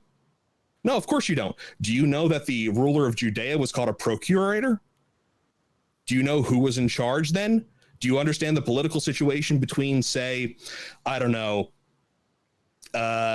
New York City and New York State from 40 years ago? I don't see what any of this has to do. Like, none of this is proof. It just sounds like straight Jewish pillpull to me. It indicates reliable transmission of facts. Point. Why do we even have to rely on 2,000-year-old documents that very likely have been tampered, translated, mistranslated, open to interpretation? That's what you have to rely on, as if God just couldn't show himself. He used to show himself all the time in the Bible. He'd do miracles. He'd show he was real, but he does nothing of that now. You don't find that a little suspicious? Nothing that you're aware of. So again, Adam, your personal why is he hiding? Have you done any looking into miracle cases? I've got a 2-volume set of miracles, contemporary miracles. About your miracles. Oh, sure. Let me go ahead and look this up real quick. I'm going to regret I asked that. Yeah, you probably will, because it kind of blows your argument out of the water. Not for the reason you think. You haven't been making any There's no miracles. I've witnessed. It's funny how when everybody has cell phones, all the miracles seem to disappear. And I mean real miracles, indisputable, not like, oh, somebody healed from some sickness. I mean like real, indisputable, irrefutable miracles where everybody could see. A real God would do that. Instead, he's hiding. And all the suffering in the world, the problem of suffering as well. So again, your personal incredulity does not constitute an argument, and this has been the consistent issue that you've had. I just don't believe that. Your personal incredulity is not an argument, okay? How do you like No, that? I'm naming scholars, I'm citing sources, I'm giving you good reasons. Your entire argument boils down to that evidence. That's your argument, Adam. So let's take a look at a book called Miracles, The Credibility of the New Testament Accounts by a gentleman named Craig Keener. I believe he also has a more popular level book. It's a 2-volume set, and it goes over miracles in the contemporary era. Let's see, when was this published? 2011. So about 10 years ago. What are the miracles then? Let's hear them. Let's see. Most modern prejudice against the best one. The best one? Well, I mean, the best one would obviously be the New Testament. I can go ahead and crack the book open if you want. Dude, I'm saying miracles today. Why doesn't God yes, those are contemporary miracles. Not write anything down. Why did God carve the 10 commandments and then they break right away? Why not carve his law real big into a huge mountain where everybody can see it today? Why not speak to everybody all at once and get the clear message and everybody knows? This idea that he's hiding and we just have to believe, and if we don't, we're going to burn, and if we do, we do believe, worship the Jewish God, we're going to have eternal life. Like, it's carrot and stick coercion. It's so obvious what it is. Would you believe if God had written out in the stars, in every language conceivable, I am the Lord your God, would you believe, Adam? I don't think you would. There's many things that could happen where I would believe. Well, I will pray absolutely that one of them happens to you. And hopefully this conversation leads you on the path to redemption, back to Christ. I sincerely pray that. But again, you have not. It brings you back to reality. If you'd like to start arguing, Adam, anytime. No. Rather than a post hoc rationalization, that does not make sense. I have a question about the Jewish origins here.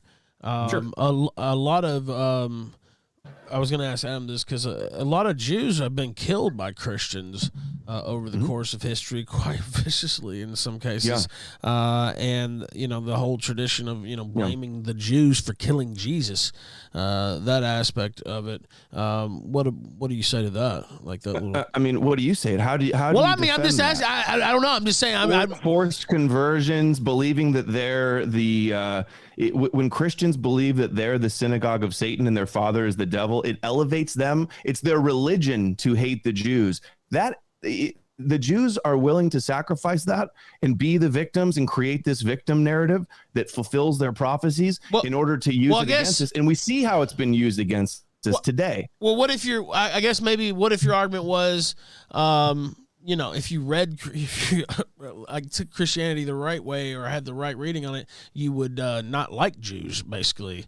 What would you say to that theory or whatever? Well, that's the way the majority of the Christian church was for a long time. I know that's what I'm saying. Well, it's not now, but I mean, didn't do a good enough job of opposing them because look how they've taken over now. It's essentially failed. Well, no, it's not now, but I mean, is that like a prisoner of the moment type thing too, though? Because it's not now, but I mean, for like a long, long time it was where they were very hostile to Jews. That's the prophecies, that their temple, their sanctuary would be destroyed. They'd be scattered in exile. They'd be a scorn unto the Gentiles. They would suffer, and that's their atonement. It fulfills the prophecies. And then they have their grand redemption. Then they return. And now the Christians and the Gentiles were the evil villains, and they're the poor martyr Jews, and we can't criticize them. And all the Christian Zionists are building them up for their end times agenda.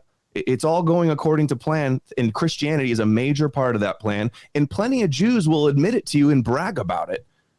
So 2,000 years before this whole victim mentality thing even got started, the Jews had a long-term plan that wouldn't come to fruition for, again, 2 millennia before this was even a thing. Yeah, based on a conspiracy that you can't cite. Talmud is very late. We're talking like 300. The 6,000 years of creation will be divided into 3 2,000-year increments, and the final 2,000 years will be the time of the Messiah. And so a tradition that didn't get started until hundreds of years after Christ is, and it's the prophecy that I forgot where I was going. No, it's okay. No, it's okay. I've said that so many times. I've said that many times. I'll read it. And he said something, and then I lost my train of thought. No, it's all good. Let me read some super chats because there's a few stacked up anyway, and that's a perfect little segue there. Not really, but Tuchen says, "Hey, Adam, do you know?" Oh wait, I already had that one. Asked that one. Joel Kessler says, "Milo, why would Philo, the Jewish?" I guess he meant Myles. Why would Philo, the Jewish Hellenistic philosopher who toured Palestine, never mention Jesus? He mentioned Pontius Pilate, but never the Jewish Hellenistic logos, God-man Jesus.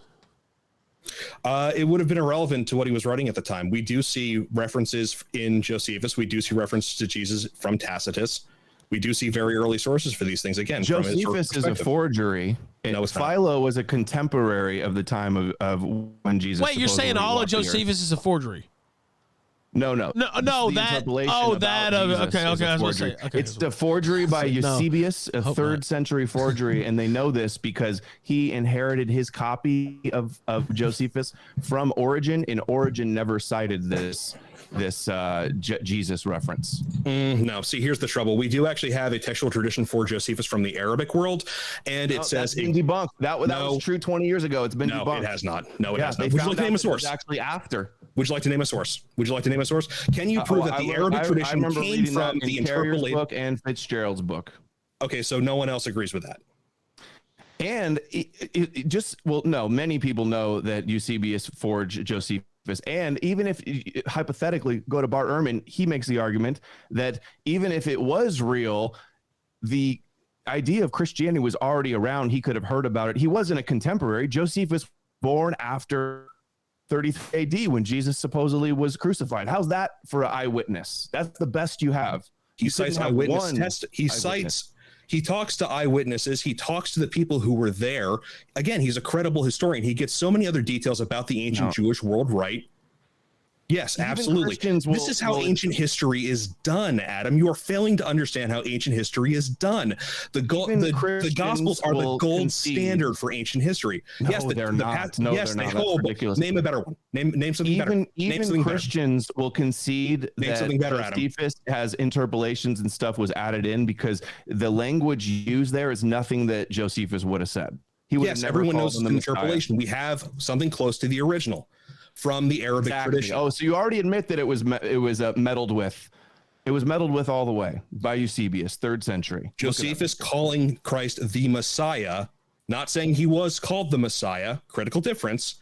That was interpolated. So we know Christians like to tamper with forging documents. I wonder how many others forgeries there are that we don't know about. Oh boy, would you like to try to name a few, Adam? Would you like to try to name a few? Oh boy, can you supply any evidence for that? The book of Daniel, the prophetic book, is a forgery. They claimed it was 4th century and it was actually 2nd century. Again, you're discounting oral traditions. I thought you were discounting oral traditions. No, I affirm some oral traditions. Dude, you validate all of the Jewish fake history. You worship a Ziocentric. You think Jerusalem is the Holy Land. You worship a Jewish Messiah. You worship the God of Israel. You can't even admit a little bit that it seems a little cucked to Jews. Adam, that's not an argument. Again, you have not given given me any reason to not believe the gospel stories or the Old Testament stories. It's impossible. There's no good proof. Those are all the reasons. You just deny everything. I don't understand what's going on in your psyche that makes you cling to this security blanket so much, but it's surprising to me. Adam, you're just a cuck is not an argument. Do you understand that? I'm sitting here. Is Christianity Jewish? No, it's Christian. Is it Hebrew? What do you mean by Hebrew? Were there Hebrews? Is it from the Hebrew scriptures? Is it from the Torah? You think the Torah is the word of God? You elevate their book as the word of God. Yes. And you don't see how that benefits them and plays into their hand? I can tell you when the conspiracy that you want to allege started. And again, it goes back to the question. You're evading the question. And the thing is the vast majority of Christians would not even argue this. They say Judeo-Christian nonstop. They worship the Jews. It's not even a debate. And again, I'm not debating that there are a lot of dispensationalist Christians that do have a real boner for the Jews. I'm not disputing that. I've never disputed that. That wouldn't be a thing without Christianity. You have Christianity to thank for that. Well, again, this is post hoc ergo propter hoc. This is nonsense. Again, you cannot prove the conspiracy. You cannot prove the 2,000-year path laid down by the Jews because you haven't provided any external evidence for any of this that dates any earlier than the 1800s. You can't even get your notion of Kabbalah right. Dude, the idea that the Jews, you also said that you got this wrong earlier. The idea that the Jews didn't believe in a suffering Messiah is completely wrong. And in even the first rejection century, of the Messiah, the notion of the Messiah was as a military ruler. It was not the suffering Messiah. There were two Messiahs. The first coming would be the suffering Messiah, the high priest that would die and atone for the sins. It's all over Isaiah, Daniel, Zechariah. I did a video on this. You should look into it where I go over all the verses. The idea of the suffering Messiah is a pre-Christian concept. And the Gentile world has fallen for it largely hook, line, and sinker. So can you name any Second Temple era documents from, say, the Jews, of which we have a lot? Enoch is one of them. Can you name anything? I'm getting a call on Discord. Please stop. I will talk to you later. Refuted this idea. Do you have this document? Like, just because I don't have some ancient Jewish document that says, this is our plan to deceive the Gentiles, they write it in code. They have it in secret.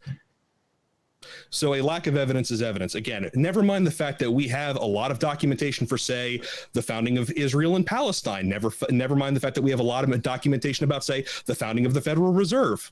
Both of those were massive Jewish plots. 100 years ago? Yes, we have the writings of the Rothschilds. We have a lot of these people's diaries. You have nothing. You have zero. Nothing. Dude, and again, let me lay out the last 1,000 years of history. We have the Jews ruling over the Christians right now. We have in the last 100 years, sure. In the last 100 years, after Jews had managed to get control of an enormous amount of banking leverage, sure, absolutely. The banking powers have been a problem forever. This is why ancient cultures always had jubilees. They always got rid of debt because banking cartels were a major problem. Yes, jubilees were a massive thing in the ancient world. They weren't called that. Debt relief was a huge thing all over the ancient world. It should be a thing nowadays. But again, we have a clear path for how Jews got power.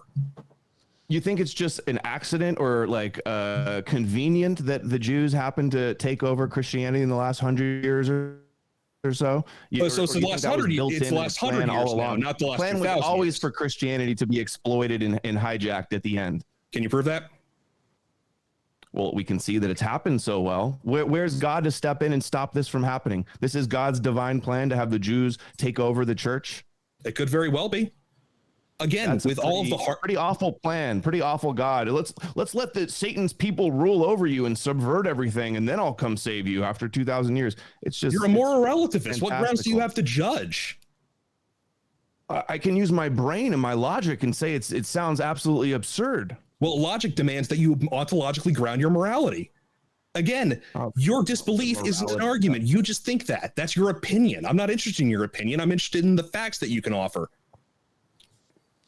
All right, now let's take I'm interested in facts too. Just because you read that a staff turns into a snake doesn't mean that it's a fact that it happened because it was written in a book. Just because the overwhelming majority of New Testament scholars says we have testimony that goes back to the time of the cross. Yeah, sure. Let me get these super chats. Let me get these. I guess staffs turn into snake then, because attestations of the time of Christ. Sure, absolutely. Yeah, terrible. Absolutely. All right, ding ding. Hold on. Let me get the super. Disprove the existence of God. We got callers too. We're gonna bring callers in too. Hold on. Let me get these super chats. Unknown Californian says Myles is like arguing with a leftist. Coronavirus is a sinister plot. Do you have a scholarly article about this? 9/11 was an inside job. Do you have any proof of it? Social Observer says Christianity is Judaism light. Revelations is a total grift to get Christians to fear the prophecy of their oppressors. We're living in their stupid fear ritual right now, and Christians feed it power. Unknown Californian says Myles uses the Ben Shapiro tactic of speaking fast, talking over, and being aggressive. Joel Kessler says Genesis is written as religious propaganda against the Canaanites. That's true. The Hebrew Chaldee lexicon refers to the Canaanites and as the Philistines and Phoenicians. It seems like all the enemies are i.e. tribes. Two Chin says, so if absolute objective truth exists, where does truth come from for both to answer?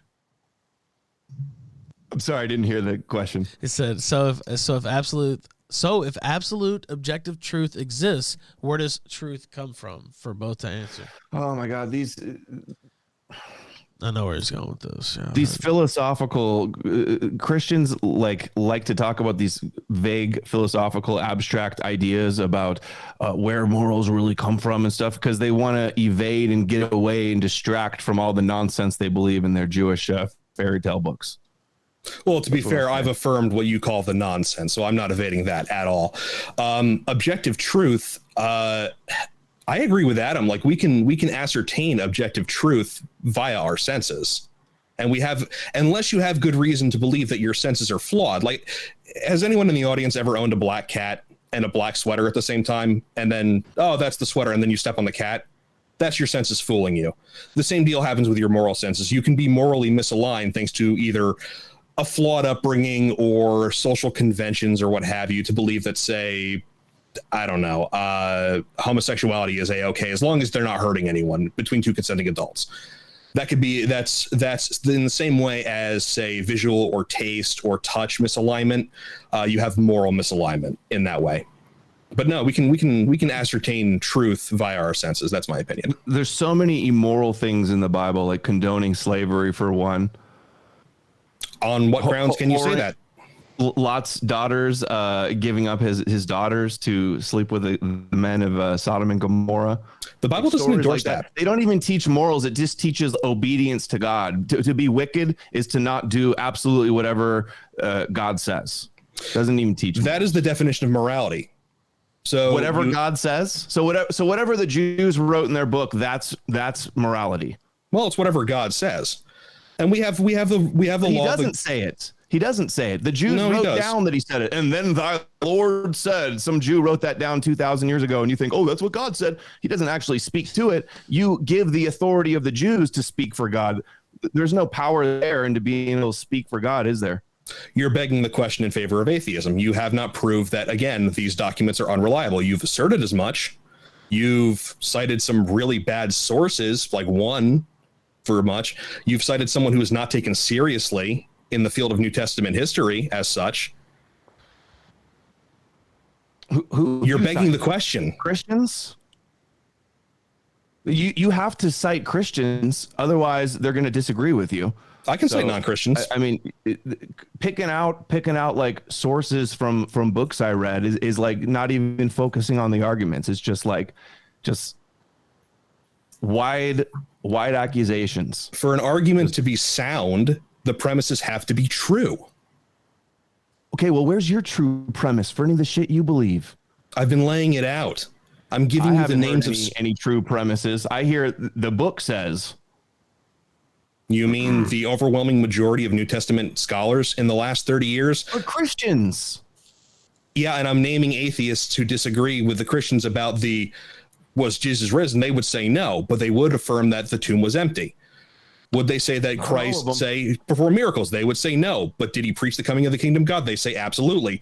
The mere existence of Jesus is, again, not a historical question at all. It's absolutely 100% knocked down. By who? I've read numerous books on it. It is a question. There's debates on it all over the internet. It's not a settled thing as much as you'd like it to be. Can you name me three qualified people? Can you name any Christian that's right about what he says? Yeah, a lot of them. Do you want me to? Do you just want me to start? They're right. Do you want me to just start naming New Testament historians? Like, because I could do that. Don't. No, that doesn't work. You're not a big fan of names, are you, Adam?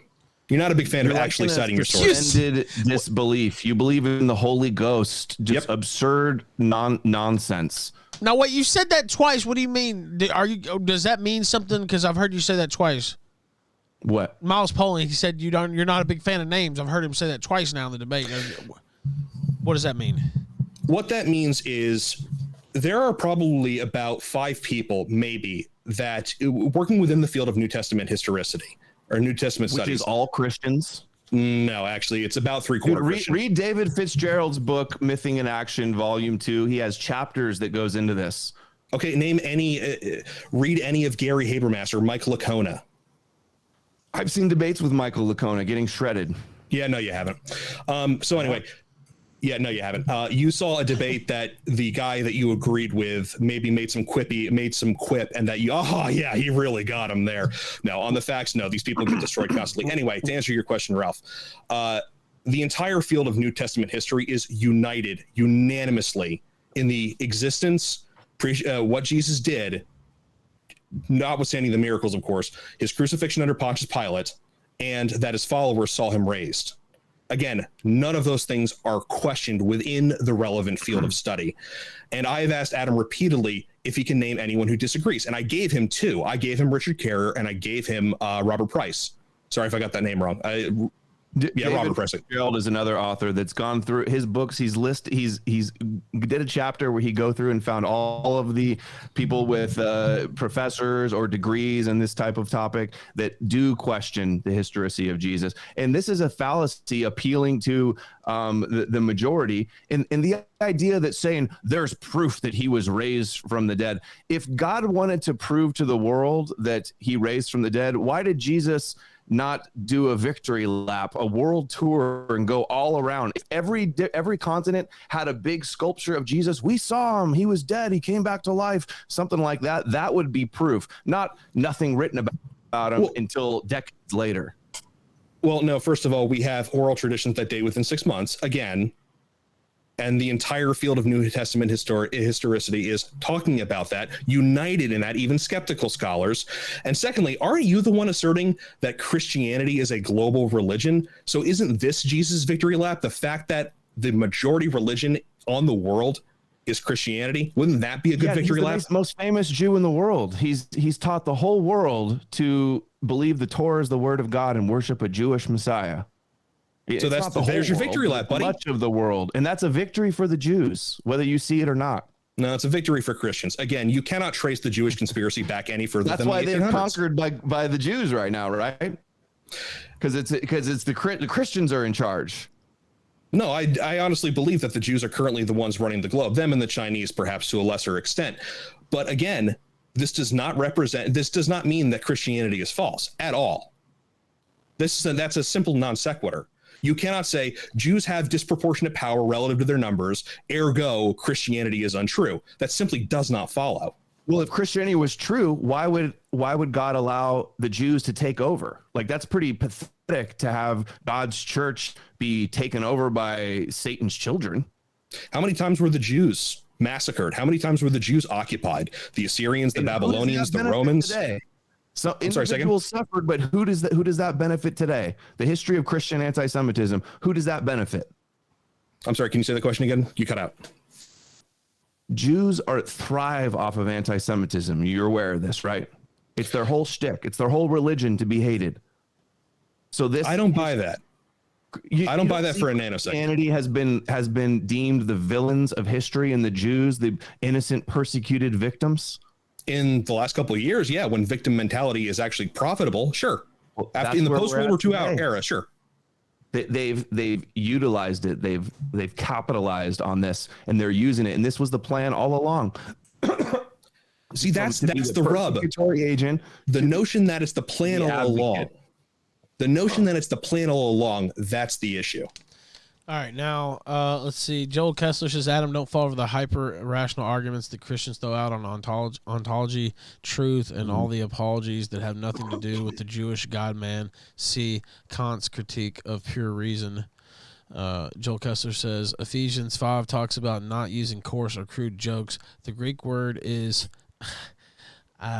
eutropelia, witticism, i.e. in a vulgar sense, ribaldry, is calling David Scribinka a window-licking retard. Eutropelia, excuse me.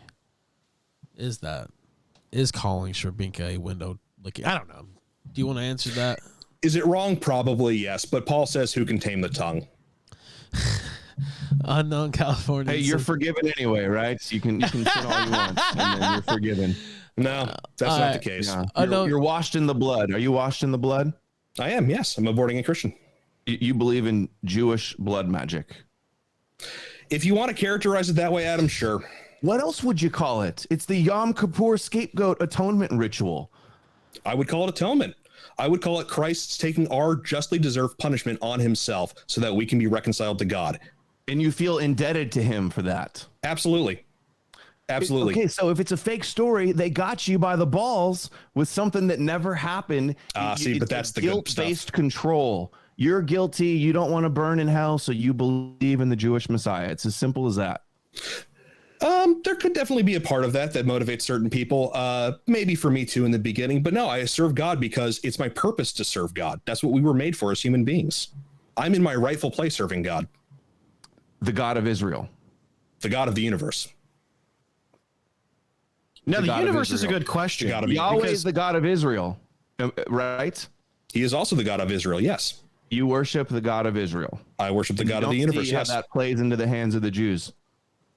I don't see how my anti-Semitism and pointing out that the Jews are not the chosen people of God and disabusing Christians of the fact that they owe no religious loyalty to Israel. If Christians... You're saying your anti-Semitism is still in check. Is that that sounded like that's what you were saying. Maybe a little bit too much, if you know what I'm saying. It's gotten me into trouble. Well, that's why I just noticed this. The Jews love your anti-Semitism. It plays into their hands. They get to point to you or Pastor Steven Anderson or Rick Wiles and say, look at those evil Christians being so mean to us. Sure, in the post-World War II order. The victims. In the post-World War II order, sure, absolutely. When victim mentality is profitable. It wasn't profitable. Where we're at. That's the reality. You keep saying like, oh, sure, they've run the world the last 100 years, but I mean, that's where we're at, and that's where we're going forth in the future. Essentially, Christianity's failed to keep the Jews in check. And they're the biggest servants of the Jews now. They're the biggest advocate of the Jews. See, here's the fun thing. You might have been able to make that case about 40 years ago, back when boomers were young, because this is really where a lot of the Christian Zionism comes from. It comes from boomers. We're starting to see a very, very, very sharp turn away from Christian Zionism, and the Jews are losing their ever-loving minds about it, especially as we're starting to see more and more people fall away. More and more lukewarm Christians are no longer attending churches, and more churches are becoming more and more theologically conservative. And that doesn't necessarily mean anti-Semitism, but it does mean a break from reflexive Israel support. If it just say hypothetically, if Christianity disappeared, the Jews would be in big trouble. If the world learned that the Jews created Christianity as a deception, it would be the end of them, the end of their grift, their shtick. Well, if they learned that, they wouldn't have control over America. What? If they learned that, they'd be learning something that isn't true. Well, so I never heard you put it like that, though, quite, that if this was the key, like, you know, everybody saw this, that it would be like, all right, Jews, it's over. And you don't see this. You don't see the Jews. The Jews would call this anti-Semitic, this thesis. You don't see them in mainstream media advocating the idea that it's a hoax or that Jesus never existed. No, they want you to believe. It benefits them. I mean, honestly, I've not heard that. I mean, I've seen some of your stuff, but before that, I really had not heard of the theory that the Jews were the ones behind Christianity, or kind of pushing it, and that it, plays into their hands. When like I said, there's other angles too. When I was growing up, I never even thought of that really. You know what I mean? Like, until I didn't either. Yeah. Until recently, from Bjerknes's books. Okay. And the Jesus hoax from Skirbina, and just my own research, other authors that don't even know this, many of these things, but it all fits in with each other. Yeah, and I mean, I've known Christians highly critical of Jews, and stuff. So I just never even thought really about that theory. It makes sense though, right, Ralph? Well, I mean, there's some interesting. There's some to hear that you watch my videos. Yeah, because I know you're a busy guy. Yeah, I do. And there's, like I said, it's interesting, and it just never really occurred to me. And there are some interesting points to it. Yeah, for sure. All right, let's get some callers, and let me finish these first. Oh man, there's some more that came in. Thank you guys, by the way, for the major support tonight. I do want to get the callers in too. I see Rambot in there. Would we like Rambot? I have no idea what he's going to ask. I want to talk to Rambot. Do you want to talk to Rambot? All right. You know what? Where'd he go? All right. Rambot, are you there? Do you have it? Oh, I can send you the hangout. The fuck? Oh, hang on. Yeah, I can send you the hangout. Hold on. I asked you for the hangout 40 minutes ago. Oh, I didn't see that actually. Okay. Why didn't you tell Gator? He could have told me. All right, there you go. I just didn't see it pop up. Sometimes I'll just have his messages up during the thing. Go ahead. All right. And I say that I'll everybody's be right gonna spam me for the hangouts in the future. Well, sometimes I'll miss it, or I'll think it was already lit up, or I don't see who it is, or whatever. I'm just like, okay. Where am I at? Hold on. Oh, it's right here. Analingus McSneed says, I sympathize with people who turn to Christianity. Life and death are both harsh. Yeah, that's true. But straight up, you would have to be 5 years old or mentally disabled to buy into the nonsense that is Christianity. Interesting arguments from Adam about subversion. Let's see. Joel Kessler says Judeo-Christian is a valid concept. Romans 11:18 says, do not consider yourself to be superior to the Jewish branch that broke off. Remember, you do not support the root the root supports you. The root supports you, i.e. the Jew supports you, Myles. What do you think of that verse? I think that Paul also said those who are of Israel are not Israel. So that kind of blows that whole argument. There, he's definitely talking about the branch, as in the Jews. The branch of the Jews supports you, and do not be arrogant. Historically, yes, you can trace our spiritual heritage back through the Hebrew people. But again, that doesn't mean anymore that unbelieving Jews have any special privilege within Christians. In fact, quite the opposite. Again, you haven't established that you're saved by your blood, because that's the implication of all this. That Jews are saved by their blood. They're not. They never. You're saved by the blood. I don't think blood saves people. I don't think there's any. Save you from what? From God Himself.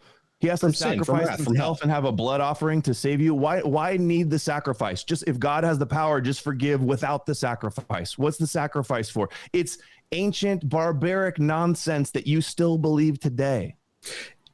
It's stuff that you can't actually substantiate. I've asked you repeatedly to ground your morality. You can? Go burn up a goat and tell me that you're forgiven now. Substantiate. See, that's the fun part. I confess my sins to Christ and I'm forgiven. I repent of my sins and I am forgiven.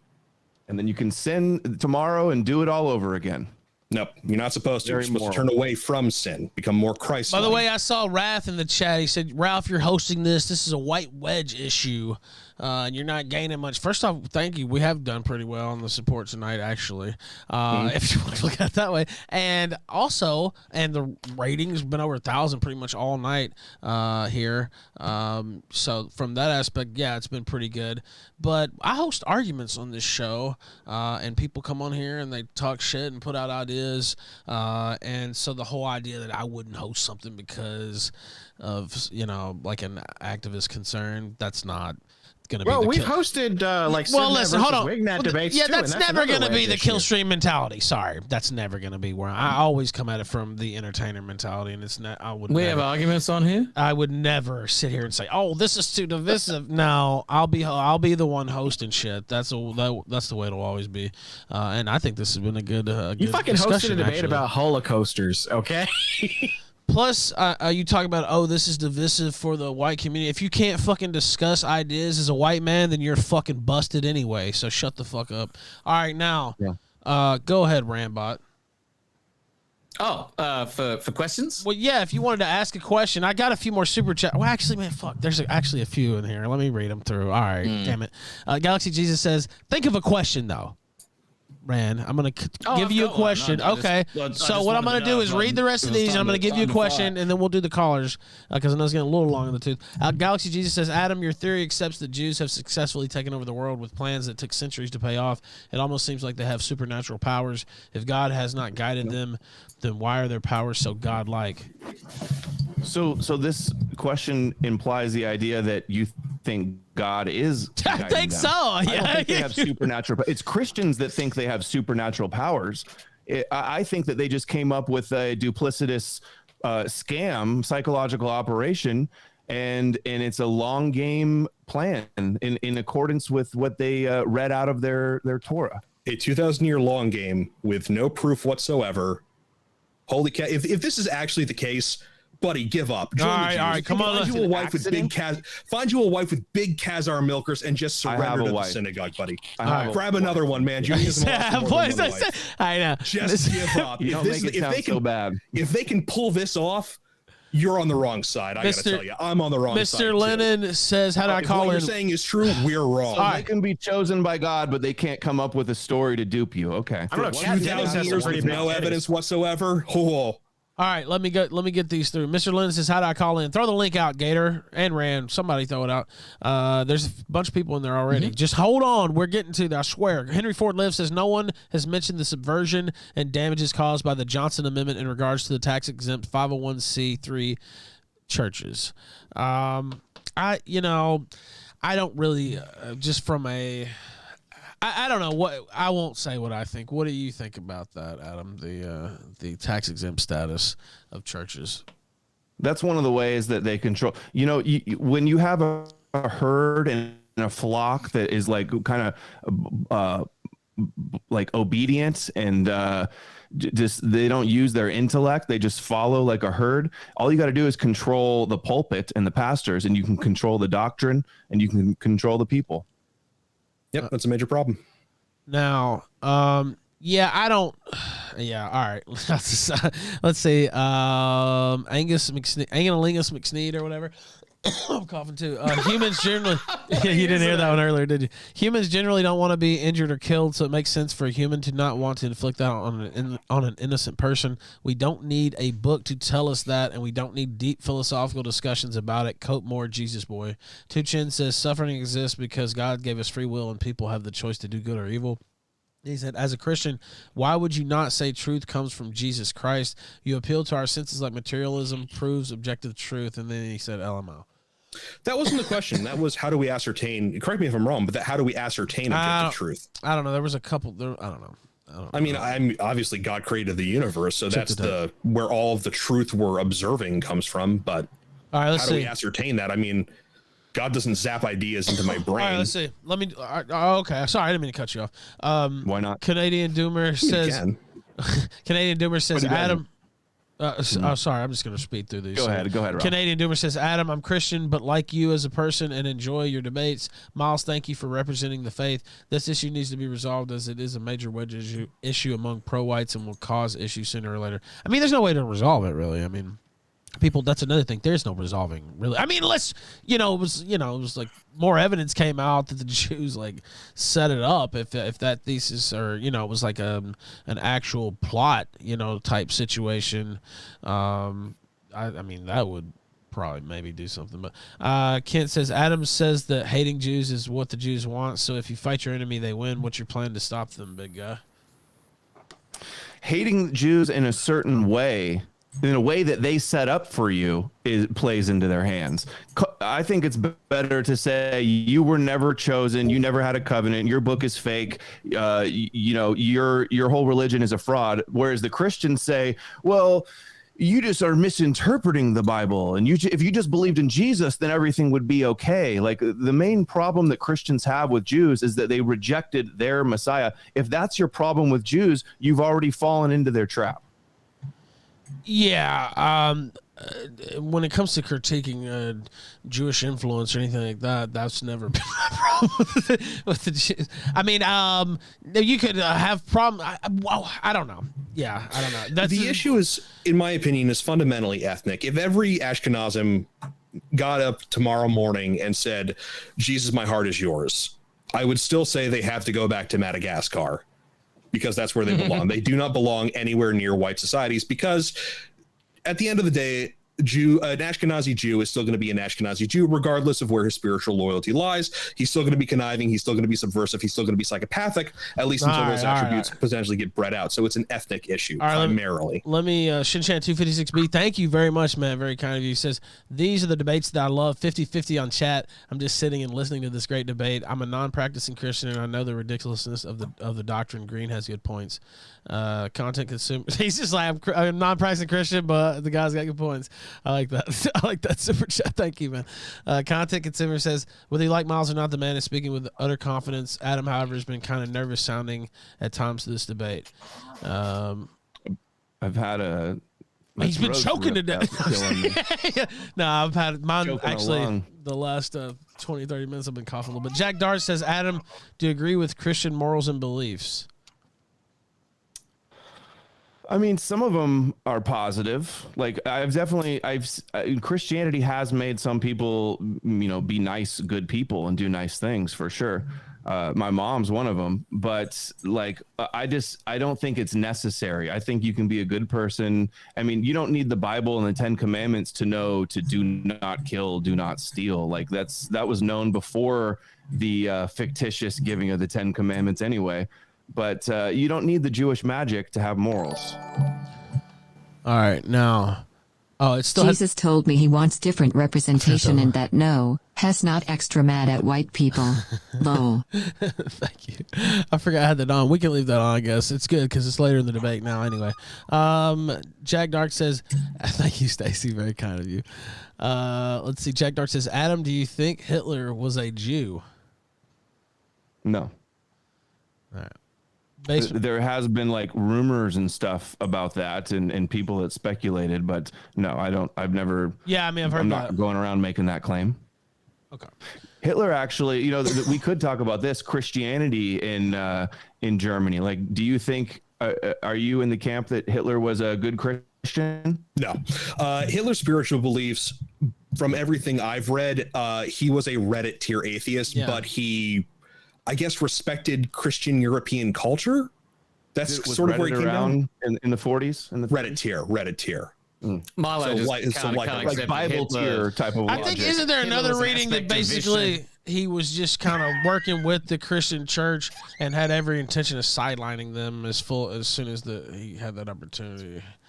There's he knew it was Jewish and he knew it was subversive and he was trying to get away from it. I mean, I've read plenty of stuff where it was like Hitler, he was working with him and in some ways might have worked to his benefit, but you read some of his thoughts and talk to some of the people that era and you see some of the records, it's actually they planned to move against them further, once they got their shit down and later on in the Reich, you know what I mean? Basically, yeah, all right. Questionable. Yeah, basically. Which are not really good documentation. You also have. I'm just saying that's just a read that I've had on it. I don't know that that's the be all end all take on it. Yeah, sure. I mean, a lot of people very high up in the NSDAP were occultists or were atheists, but they were very few in number and an absolute minority within the NSDAP. So whatever their plans were, I mean, we'll never know. But Hitler's personal opinions, how Jewish Christianity was, correct? No, they did. What did it say on the belt buckle of the Wehrmacht? Something about God is with us or fighting for God, right?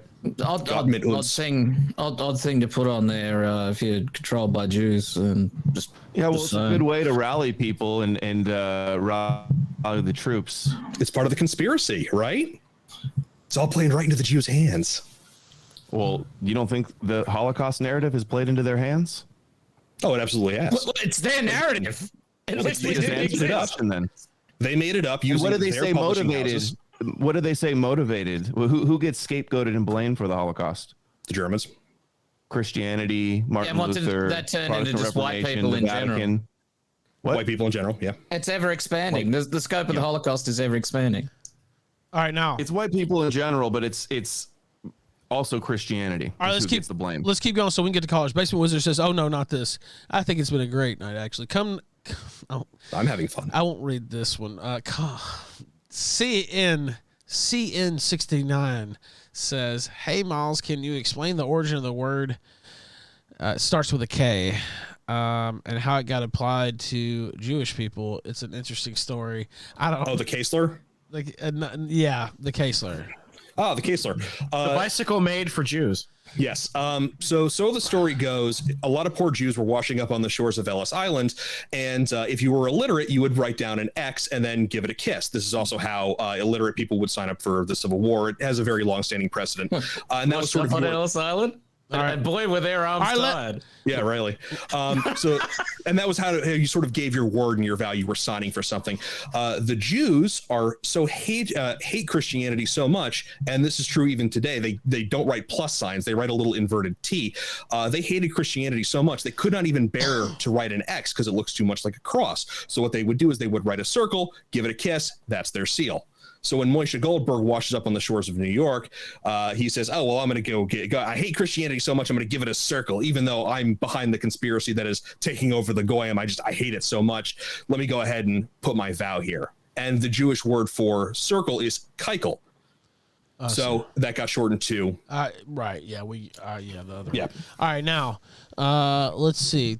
Nice little anecdote there. Thank you, sir. Chris Stubbs says, "I don't know how Adam is letting Myles get away with prove my mythology wrong when there's no proof from him. It'd be like me saying a dude told me that a dude told them that 10,000 years ago a lion came down from the clouds and sucked his cock and said, 'Give me proof I'm wrong.'" No, that's not the argument I'm making. All right. Huge asshole says Jewish prophecies come true. Anyone ever considered maybe the Jews were right all along? I mean, They you know don't what? come true. They have a script and they're following it. And because so much of the Gentile world is Christian, they're helping it. They believe it and they want it to happen too. It's self-fulfilling prophecies. And they don't really fulfill the prophecies. They twist the narrative so it seems like it does. You know what? Kudos on that super chat.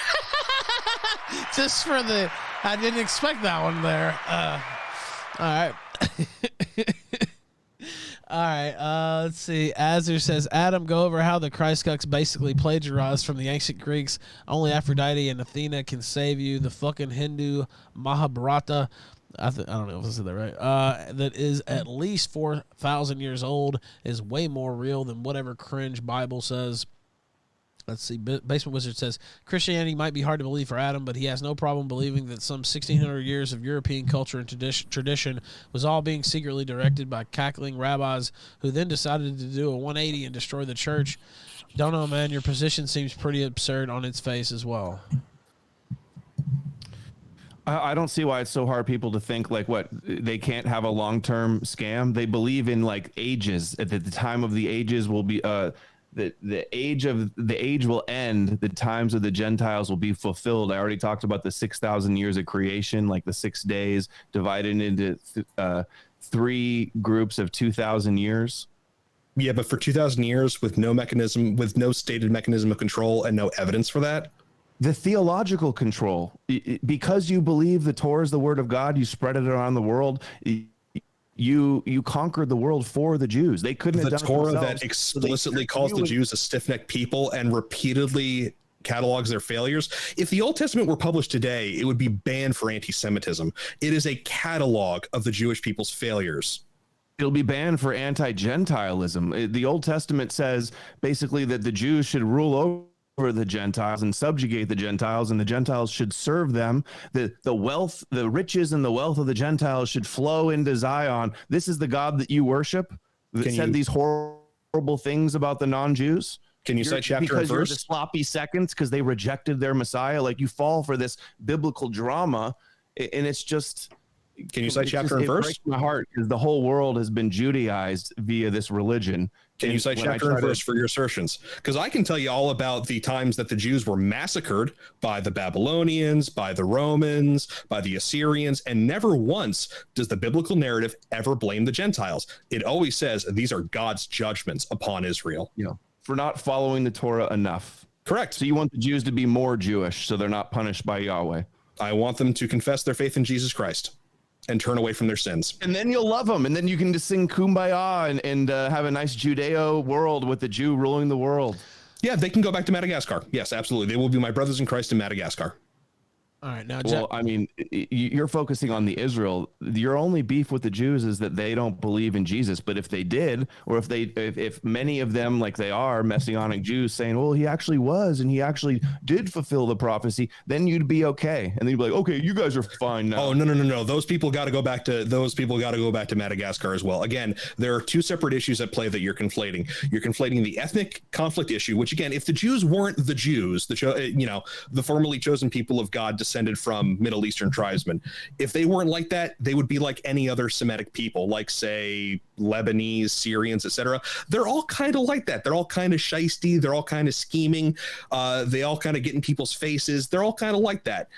But all as groups, yes, those are stereotypes of those groups.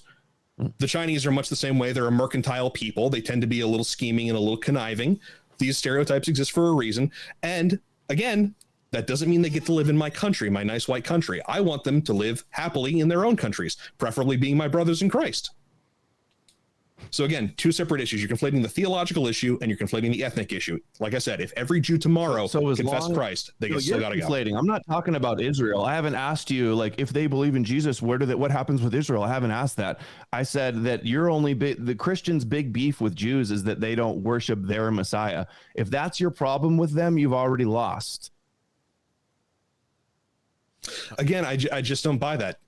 I really just do not buy that. Your big beef is that they don't believe in their Messiah. That their theologically, Messiah was supposed to be. Theologically, that's my beef, not ethnically. All right, Jack Dart. My beef is that they're supremacist and that they want to rule the world and that their God is anti-Gentile and that it's based on lies. Those are my beefs. Your beef, they don't believe in their God. They don't believe in their Messiah. So the God that died for the Gentiles and says, "I'm bringing the whole world back to me. I'm bringing the whole world back to me." Don't even go teach to the Gentiles. He compared the Gentiles to dogs until his post-resurrection appearances, and then go and spread the gospel to the whole world. You wouldn't be saved. They didn't reject him. We wouldn't be saved. That's a very interesting what if, actually. That's a very, very interesting what if. Thankfully, it didn't happen. It's God's plan. You hate them for killing God, but that's God's plan. Otherwise, the Gentiles would have never been saved. It's illogical. Oh, no, I hate them because they're scheming and subversive. Okay, well, that's better than than for rejecting their Messiah. I pity God's plan. And Jesus said, "Forgive them, Father, for they know not what they do." Also, yes, correct. They did not know they were crucified for killing him. I don't know if they were or not. I think the people who repented were certainly forgiven. All right, now let me read these last few. Dan Bigfoot says, how does Myles explain the majority of Christians being non-whites and that every Christian church going along with LGBTQ BLM agenda? How do you explain every church in the 1400s demanding that men shave their beards? It's a theological fad. It's going to go away. All right, now let's see here. Shinchan256B says the white man's real weakness, big titties. It's a shame, but big titties are the best. Jews use this against us. Asses are for dudes and darkies. I shouldn't say that. Then he says that's gay. I usually bleep those types of comments. Now, let's see. Those are all the super chats. Rand, did you have your question? Then we can get to the callers. Yes. All right. So, gentlemen, like as an esoteric Hitlerist, I find all these Bible fighting to be counterproductive. All right. So, gentlemen, this is for both of you. Are you familiar with the establishment of the Silk Road around about the 11th century?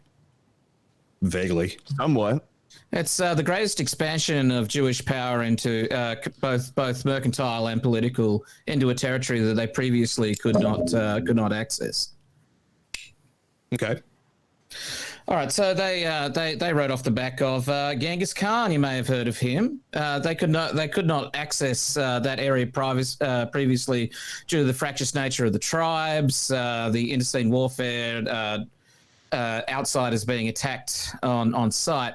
once Genghis Khan had unified that area and also made it an offense punishable by death for emissaries to be attacked, well, his court was immediately treated by emissaries. Can you imagine the configuration of the hats worn by some of those emissaries? They're probably very small, weren't they? They were probably very, very small indeed. So remember, this is within one man's lifetime. Genghis Khan was, I believe, already in his early 40s by the time he'd unified the Greater Mongolia. So the establishment of the Silk Road. Oh wait, hold on, Rand. Rand, one sec. Jesus is Jewish. Christianity and Islam are Abrahamic cults. What's the debate? All right, now go ahead, Rand. Sorry, I forgot. Yeah. Now I know this has very little, or may have seemingly as little to do with Christianity, but I'm working towards a point here. So they established this commercial structure, and in fact, we see like the first proto examples of corporations emerging like within a barbarian empire within 20 years, and established with such strength that with the breakup of the Khaganate into the Golden Horde, divided between Genghis Khan's 4 sons, and then further and further, like falling back into tribal division, but with the establishment of the precedents that had been set, they were still able to maintain the Silk Road all the way from Europe to the shores of China. Now, this that probably should have done this sober. I was just gonna say you sounded sober. I know. I was thinking that too. I was like, Rand didn't even sound that far. Wow. Yeah, no, the point is that this is these people moving into a vacuum, and it's about their infiltration into structures and society. Now, you've been arguing from almost a purely religious standpoint. You've been ignoring race and culture here. Now, once there was an opportunity, a political opportunity for these people to move in, they moved in. They, in fact, exploited that. You may have heard about the opening, another example, the opening of the gates of Toledo, these sorts of things. These people exploit the power they have to further the power. They were literally using the Khaganate and then later the Golden Horde, feeding them inside information. Bear in mind, these were a highly literate people in an age where most people were completely illiterate. To give them information of the next city to raid, the next place to go, and then using their contacts within those cities to do things such as raise walls, instigate dissent, and then their soldiers. Then the soldiers would Rand. What is the question? I'm getting to the point. Jesus Christ! They would kill the local nobility, and who would they place? Who would they place in power in their stead? To be their dutiful servants, Jews. They were constantly feeding this war machine that in fact, is a great example of early consumerism.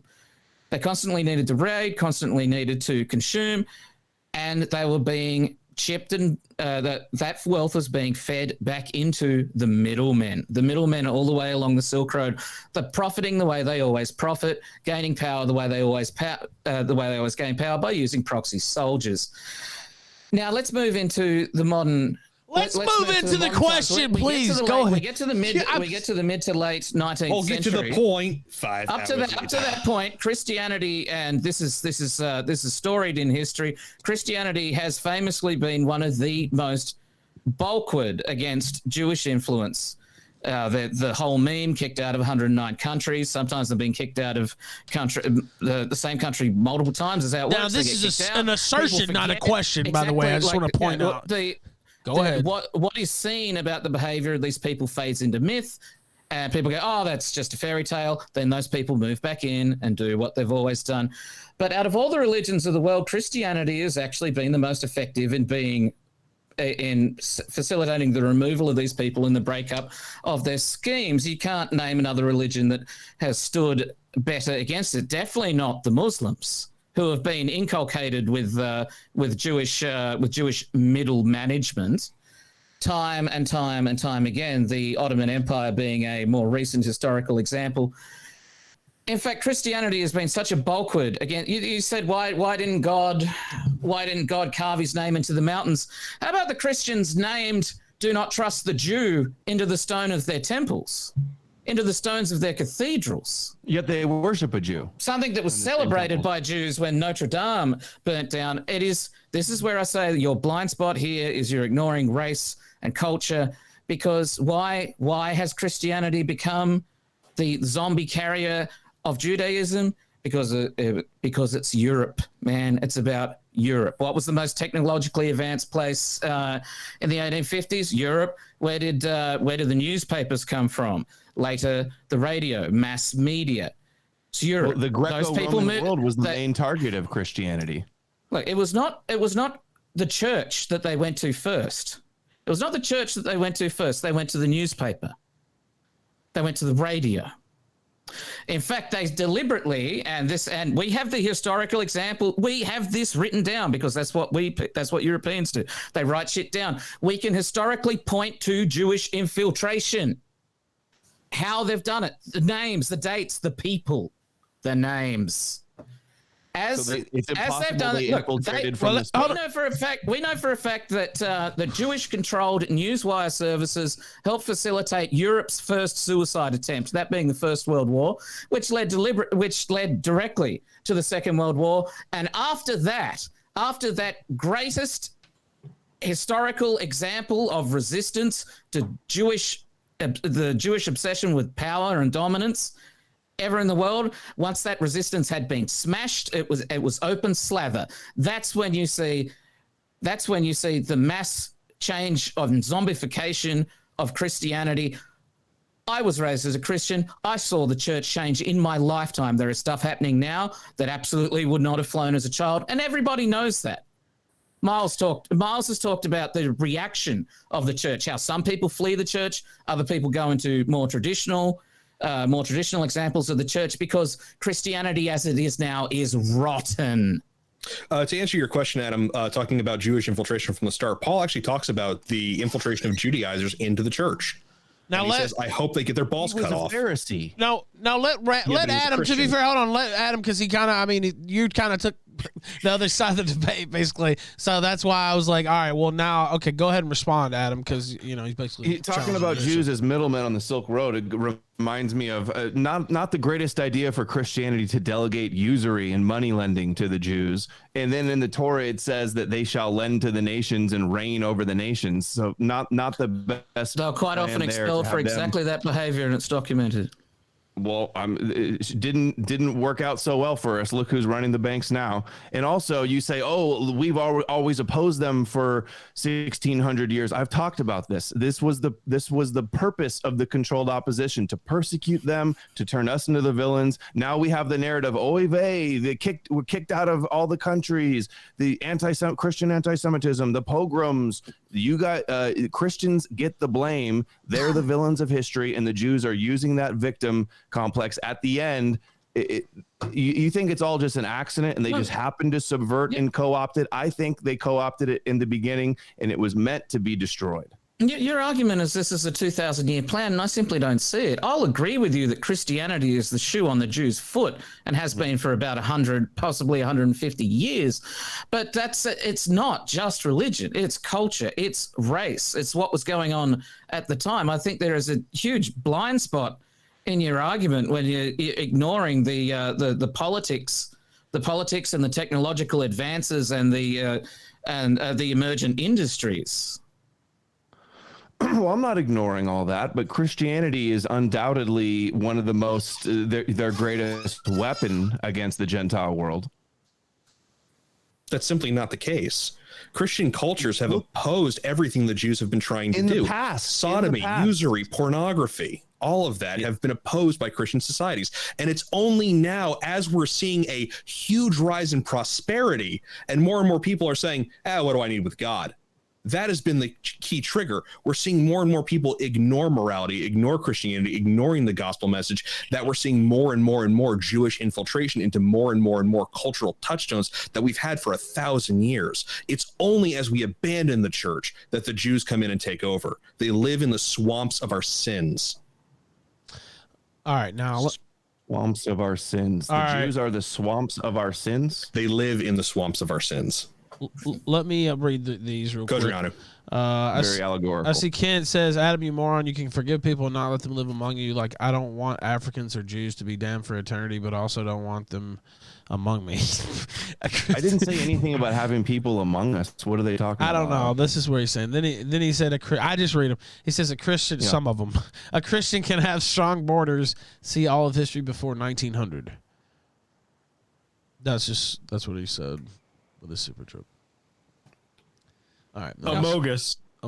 Yeah. Let's see. Oh, then he said, made that joke. Thank you, Gator. Then Kent said this, Adam, if Christians once again started redacting Jews and banning usury, what would your narrative be? If defeating Jews is part of the plan, how in God's name do you stop this thousands-year-long plot? Say that again, the last part. Let's see. If defeating Jews is part of the plan, how in God's name do you stop this thousands-year-long plot? If defeating Jews is part of the plan, I'd say if there weren't so many Christian Zionists in America, the Jews would have far less power. They wouldn't have gotten. There probably wouldn't even be in Israel. The Balfour Declaration. He was a Christian Zionist. The whole impetus to the anti-Semitism narrative that they used to justify Israel, the whole suffering and atonement. I did a video about this, about rabbis basically saying that God did the Holocaust and that it was a good thing for them and it saved them from assimilation. Assimilation is their greatest threat. And Christianity kept them separate. It kept them believing that they're chosen because they're hated. And really, this has been a deception on the vast majority of Jews as well. They're under the chains of Yahweh also.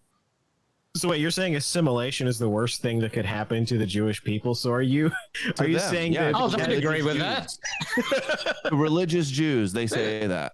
They are the people who shall dwell alone. That's how they see themselves. They always see themselves as the insider in an outsider. That's why so many. So it was a deep schism. Well, I think that's what they're scared of. The establishment of Israel at all. You will find no shortage of Jews who will say that the establishment of an actual nation for Jews was a great mistake for the race. You will say you will find Jews saying that to this day. There was a lot of anti-Zionist Jews saying it would cause more anti-Semitism, and they not probably because it would be better for the world, but because it'd be better for them. They still like the Christian anti-Semitism. They complain about it a lot, but that's like their trump card. That's what they use to play the victim. All right, they like a tepid anti-Semitism. They don't ironic. like they literally had a Trump card recently. Yeah, they love when you go synagogue of Satan and kill deicide. They get to kvetch all about it, turn them into the martyrs. I'm going to run into critically. Okay, go ahead. Don't do anything. That's the core component. All right, Basement Wizard says Rand giving us the point-by-point summary of 3 months worth of FTN episodes. Facepalm. Yeah, that's how it works. All right, now that's never happened before on the Killstream. Felix says, by the way, thank you, very kind. That's Felix. why they do it. Felix with a 50 over on Entropy. Thank you, man. Very kind. I don't see that wizards? orange Are we color. supposed to hoard information, not pass it on? He says, thanks for hosting this debate, bro. Can you post the Discord link in Odysee? I can, and I'll post it again while I'm thinking about it. If you're listening right now, there it is. You should hear me by now. Let's see. A couple of these I think are toward Adam. So I'm like, wait. Let me see. Can I make a wait? Hold on. request? Let me hold on. Wait. Hold on. Let's see. Tuchin, this was again. He said Jesus literally said, "I'm the truth, the way, and the life." What the heck? He's still on you about that. Myles. Mr. Lennon says, please make sure Shitwiper is able to call in. You're a hero and a king, Ralph. Best content on the internet. Been trying to subscribe to your premium site for a month. What is going on? It hasn't been down for a month solid, but it has been down like 2 or 3 weeks now.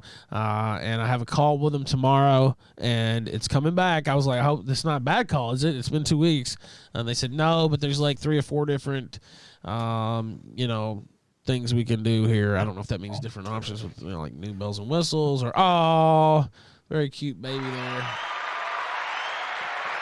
There's the cute baby. And then also, I don't know if it's, I don't really know what that's all about, but I guess there's a few different modes or models or whatever. Because I don't know. I don't want to get into it too much. But anyway, I'll talk to him tomorrow. And so hopefully, I don't know. Tomorrow I'll know more.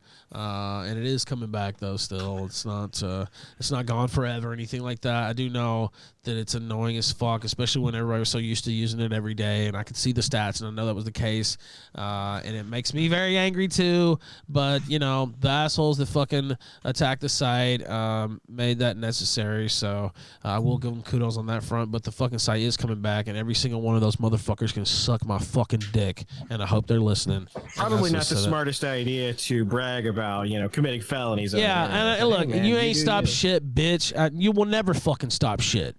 Period. Nate News, he said Adam Greenberg. I don't know. I know you hear that.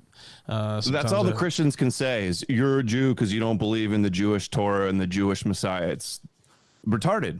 And point out Jews the are laughing scholarship for being and brainwashed, laying out arguments and pointing out flaws in your arguments. But let's just ignore that. All right, Arcade Outpost says it's not even a long game. It's a psychological game that works for them whenever they go. They were even pandered to by the church over Simon of Trent.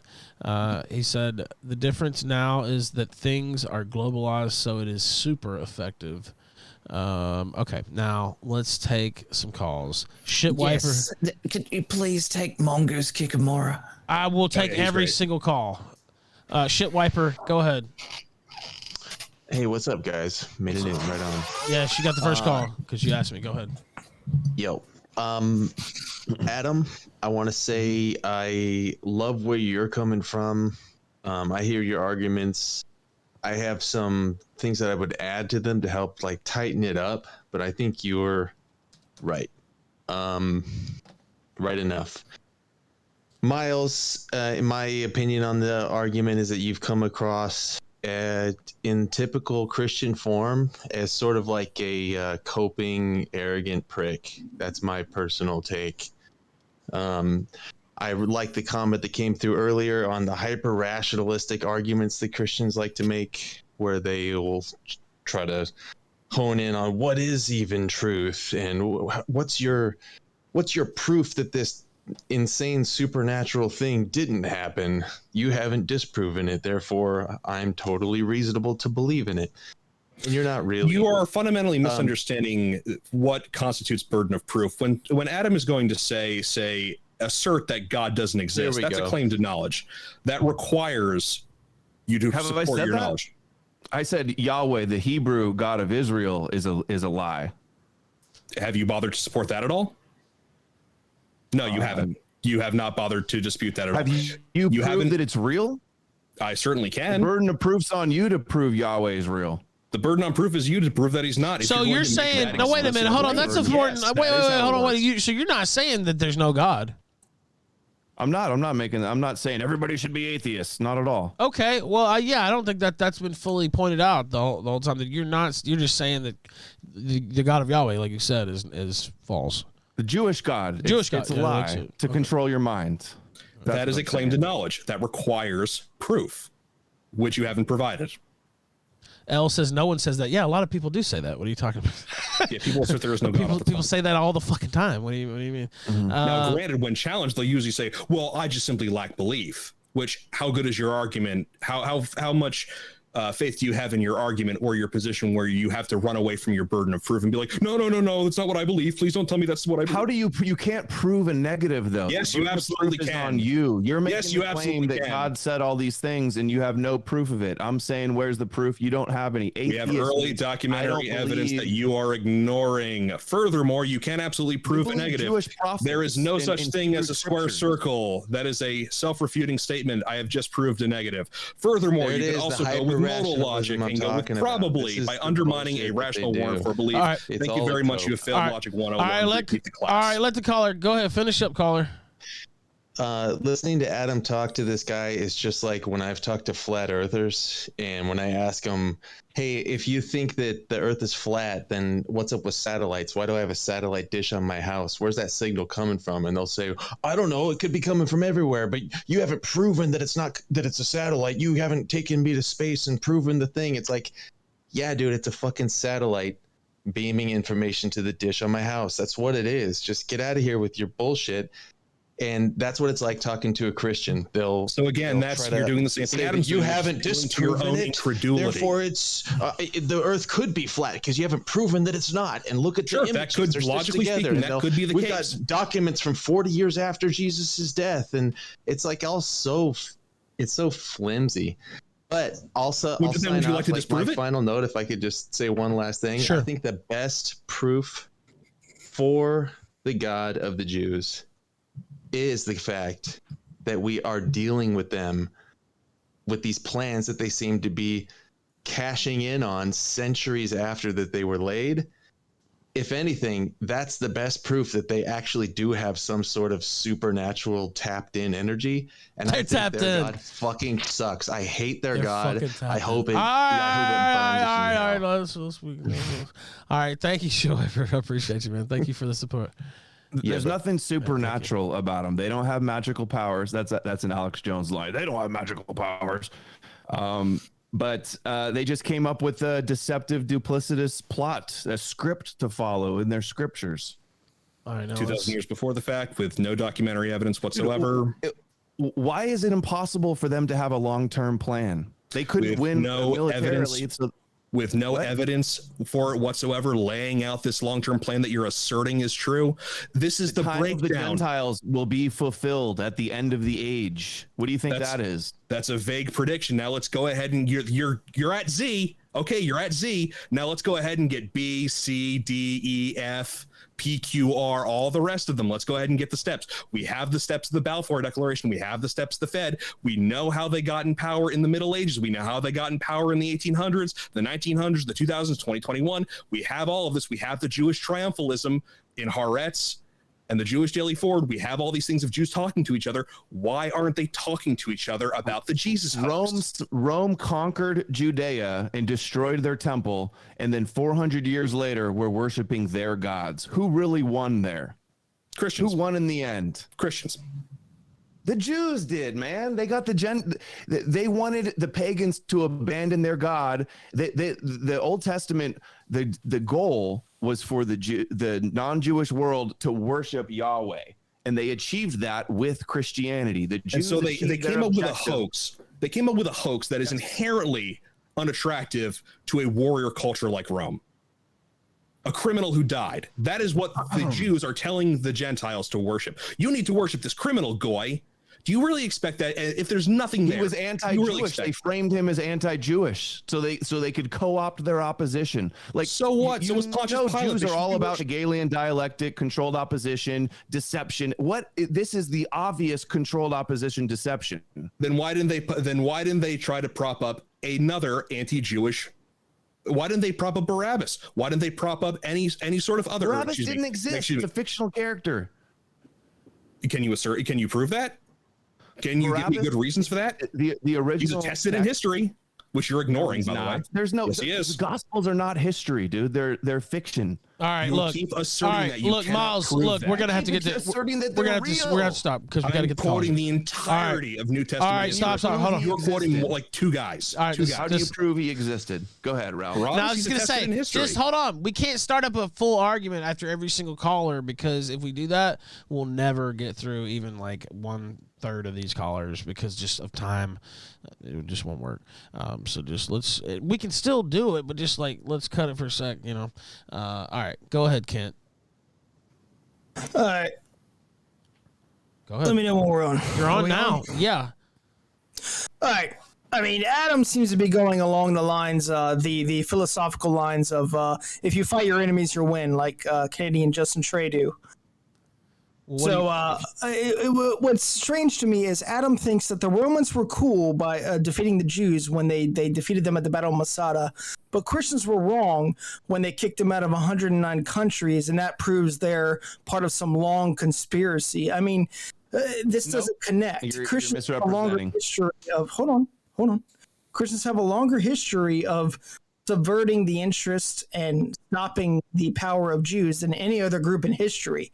To think that this is some method of control that the Jews have put upon Christians, that they're forcing them to oppress them, is silly. It's retarded.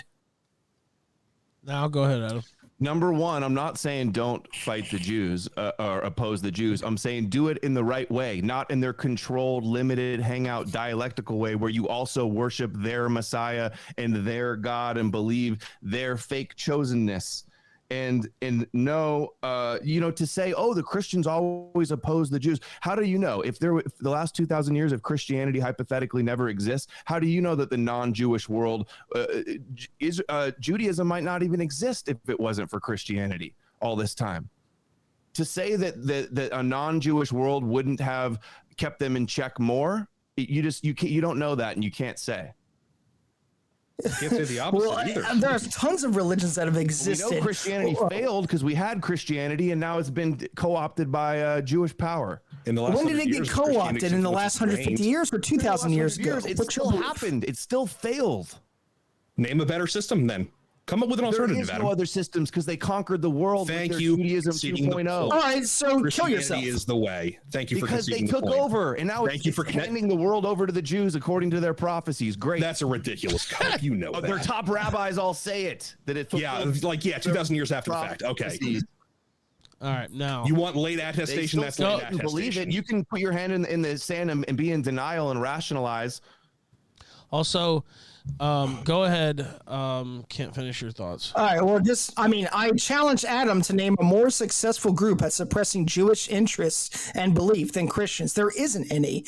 I mean, there's no atheist group that comes in and saves the day. There's no other belief system that directly opposes Judaism. It doesn't exist. That they're supremacist, anti-human, not because they rejected their Messiah. That's a limited hangout way of hating them. And left them alive. Dude, we're talking about middle-aged peasants. You got to keep it grug. All right. Now. Oh, and by the way, Adam believes in the Holocaust. So if you kill all the Jews, right, that's wrong too. That's their plan. So killing all the Jews is wrong. Can't get off the air. I've done videos exposing the Holocaust narrative and how it played into their hands and how they wanted it and how they claim it fulfilled their prophecies and all that stuff. It's such a lie to say he believes in it, like I believe the Hollywood version or something. All right. So anybody? By the way, no. Just don't say dumb shit like that, brother. Go ahead. I just got one query about, because this is the second time you've used that. What do you mean it fell into their hands? It's their narrative. Did I say fall into their hands? Twice. Yes. I said, in what sense? The Holocaust narrative fell into their hands. You've said that twice now. And Did I say that? I find that curious. They created it. Yeah, they shaped it. I just wanted to clarify. The million number was out decades before. You can see in the Talmud calling for an anti-Semitic ruler to come and do harsh decrees and force them to go back on their path. I've done several long documentaries about this topic. All right, now let's see. We got another caller. I'm just gonna grab this one. White Wolf, go ahead. White Wolf. My question's for Myles. I was just wondering what your cope was that the non-white world is becoming more Christian and the white world is becoming less Christian. That's some nice loaded language you got there. I am glad that more and more people are coming to Christianity. They can stay in their home countries. That is my explanation for that. As for the white world becoming less and less Christian, this is not a surprise. As prosperity increases, more and more people start slacking off on the day-to-day basics, the underpinnings of civilization. And we see, I mean, how many times, I bet you've, caller, I bet you've quoted the meme yourself. Tough men build good times make weak men make tough times make tough men. It's the same civilizational cycle over and over and over again. And we see it all the time. We see it with the degeneration of sexuality, like in the British and Ottoman Empire. We also have a great book called Sex and Culture by J.D. Unwin that talks about as you start to slack off on sexual morality, civilization gets destroyed. We see civilizations being destroyed through usury, through the debasement of currency, through slavery, displacing yeoman labor, like in the Roman Empire. So as you see more and more prosperity, people start caring less and less. They start taking more and more of civilization for granted, and they stop doing the basics. Christianity affirms the basics of civilization. It is perpetuating civilization. And it shouldn't be surprising that normal people are abandoning it as they start staring into their smartphones and looking at TikTok and getting meals on or getting DoorDash. Why is that surprising to you? The idea that Europeans need Christianity to have a good civilization is so degrading to your ancestors. The idea that you need Jewish myths in order to have progress in the world or to have a good society is just ridiculous. Well, let's take a look at what happens when we abandon Christianity. Christianity like threw us into the dark ages. Anti-science, anti-reason, anti-logic. Science originated in the Christian Middle Ages. God's Philosophers. Excellent book. Look it up. Would you say Christianity? Go ahead and shake your head more, Adam. You don't know what you're talking about. You don't know. You only you can sound insulting. You do with your blood magic. You know what you're talking about. Have you ever read a single source that disagrees with you? Have you ever read a single document that disagrees with you? Ever? Have you even read the Bible? No, you haven't. Any of my videos? You haven't. Haven't read the Bible. This is what it gets down. You don't understand. You're too dumb. All the millions of people. I'm not calling you dumb. I'm calling you illiterate, like low IQ retards, people in prison, third world countries. They all believe it, but me, Adam, he doesn't believe, so he must just be too stupid.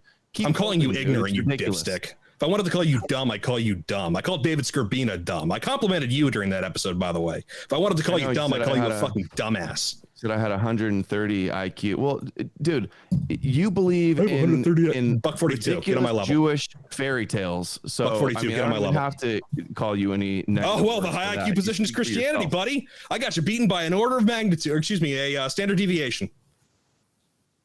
Let's go ahead and argue again. Let's go ahead and argue from qualifications again, Adam. Come on, bring it on, buddy. Let's do the next caller, Ralph. All right, well, let's see. Thank you. Thank you. Yeah, you got nothing, buddy. You got nothing, Adam. Come on. All right, I'm not even following what you're saying. You're all over the place. Super Lutheran, go ahead. Hi there. Hello. I'm Miles's pastor buddy here. Okay, cool. Go ahead. The Lutheran? Yeah. So, okay, a couple things for Surfer Jesus here. So first Surfer Jesus. Real quick, are you willing to identify your personal religion or worldview? Because a lot of people are asking. I'm non-religious. What does that mean? Are you agnostic, atheist, what? On the God question, I don't know that there's a God, but I don't say that I know for a fact that there isn't a God. I'm highly skeptical of Jews pretending to speak for God and telling me to fear their God. Otherwise, I'm going to burn in hell forever. Okay, so what I'm seeing here is if I could come up with a good motive that the Jews decided to invent the systems of belief that you identify with now, and I came up with certain spurious quotes from their religious texts that made it sound like, oh boy, this is pretty plausible, does that automatically make it true that your Weltanschauung, your worldview, is automatically a tool of Jewish slavery? Because what you have right now, I'm not sure what belief you're talking about. Is you're going to say that atheism is Jewish? No. You have what I'm saying is, if we apply this to anything else, it breaks down. You have a potential motive, and you have some stuff that the way you word it makes it sound plausible, but you don't really have anything other than that motive that you keep hammering on and hammering on. You think I sound plausible? It's kind of you to say that. Well, I mean, anything can sound plausible with slick enough language. I mean, for crying out loud, anything? Man. Islam. I'm slick. I got slick language too. Thank you. All types of backhanded compliments here. No, I'll give you that you argue pretty slickly. What I'm saying is, not that I argue slickly. It's that it's a compelling argument because it's obvious that Christianity has been weaponized by the Jews, and it's extremely likely that it was set up that way. That was its purpose all along. Well, so, we have 2,000 years of hindsight to see where we're at, and all the things point to me that it was a deliberate deception. Okay, so that second thing, now you rely on Kabbalah, right? I don't rely on Kabbalah. There are some aspects of Kabbalah that kind of point to the fact that they're secretly talking about Christianity being a deception to subjugate the Gentiles. Yes. Okay, so about that, I'm seminary educated, had to do a big comparative religion project on Judaism, right? Mm-hmm. Still seeing you. Okay, trying to listen to you watching the stream. It's a little confusing here. So the earliest Kabbalistic document that is known as Proto-Kabbalah shows up in the Sefer Yetzirah, which is in about 350 BC. We don't see full-blown Kabbalah. It was like the Bahir or the Zohar until Middle Ages to the Renaissance era.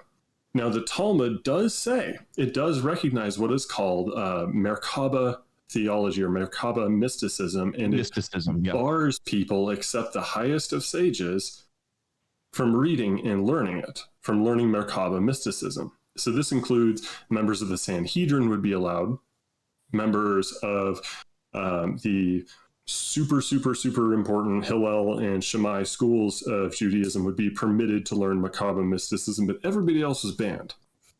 Now, what did the members of the Sanhedrin and the Hillel and Shammai schools of rabbinical Judaism say about Christianity? What did they say about Christ?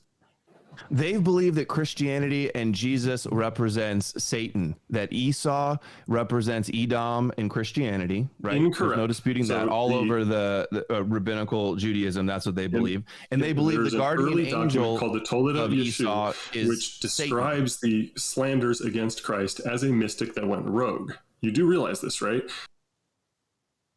Say that again. What describes him as a mystic that went rogue? The Talmud? No, the Toledo Yeshu, which is an early parody of the Christian Gospels. And it includes all the same things we've always heard from the Jews, like the Pantera, the Roman soldier, that kind of thing. Yeah. Say the name of that again. Something Yeshu? I'm not Toledo familiar with that one. And for the chat, it's not that I'm not letting Adam speak. It's just that his audio is cutting out for me. Okay, well, can you hear him now? Say something, Adam. Wait, I can hear you. Wasn't talking. I don't know. He said he was having problems hearing you. I can hear you. I mean, I don't know. I'm not getting that. Well, he made a point though that I want to explain is that Jews believe that Christianity and the Gentiles are that our guardian angel is Satan, and who is the god of the Gentiles? Who do the Gentiles worship? Jesus. They believe that Christianity is a satanic religion. We're evil and satanic, and we want to kill them. That's the whole narrative they set up, and we fell into the trap they created. The antithetical, counterpart, dialectical religion that represents the satanic other side. I've covered this much more in depth in some videos. But in the earliest documents that we have from Jews that would have had the authority to learn Merkaba mysticism, proto-Kabbalism, there was laws about not writing things down, though, and they had secrets. They passed it down orally, and I think the secrets is that only the insiders knew that Christianity was a hoax. But the insiders talked the Gentiles. About this. Are they not all about deception? And they talked about Jesus in a way that was later on found by Gentiles claiming that he was a rival mystic, not a stand-in for Satan. Now, that does show up in much, much, much later stuff where they're more open about this idea of him being Satan, but you gotta hand it to later Kabbalah where they're willing to make those comparisons after Hermetic influence came into Kabbalah. Yes, the Zohar was written in 1200s. There's also other Sefer HaMashiach, Book of Creations and stuff. And yes, these are written down later, but that doesn't mean that this was an oral law that they had since before Christianity. Well, for 1100 years. The thing is that, dude, what is wrong with having a secret for a long time or having a long-term plan? These 1100 years, 1100 years. Do you want to know what the actual problem is? According to virtually every bit of scholarship on the topic of oral histories, you get to about 300 years before you start seeing mysticism and other stuff creeping in. You don't make it past 300 years. Yes, because early Gnostic, pre-Christian Jewish Gnostics is very similar. It's based upon Platonism, and it's very similar to Kabbalah. That was written down almost immediately, within 50 years. I do got to ask about your standards, why you're willing to say that there can be 19 centuries of oral tradition that is perfectly preserved among Jews, but the earliest extant copies of the Gospels can't be trusted because that's too late. Caller, I'm going to have to move on. Thank you for calling in. I don't trust it. I'm just saying this is what they believe. I'm not saying it's real. I don't believe any of the delusions in the Kabbalah or any of the Jewish books. They're all fairy tales. But you're saying that those are reliable. This is what the Jews actually think, based on evidence that you deny from the Gospels. These things. All right, now let me take another caller. Serpentarius, go ahead. Serpentarius, sir, hello. I know it did take a while to get to some of the calls. I apologize on that. There's a couple super chats I haven't read, too. I saw these over on Entropy, actually. Let's see. Frederick McKenzie says, Paul wanted to fulfill the Jewish law. He maintained the fundamental commandment of the Torah, worship only Yahweh, the Jewish national God. Let's see here. By the way, Adam, real quick, if you check in the chat, the word that you asked the caller about is in there. All right. Kali Yuga Surf Company says, great show, Ralph. Check the mail. I will do, man. Thank you. Much appreciated. I'll go to the P.O. box very soon. Angelingus, I'll show the screen at the end. I forget it right off the top of my head. I had it memorized forever. Angelingus McSneed says, what's this nibble going to do if he gets to heaven and it's full of Christian converted Ashkenazis? LOL, what a nightmare.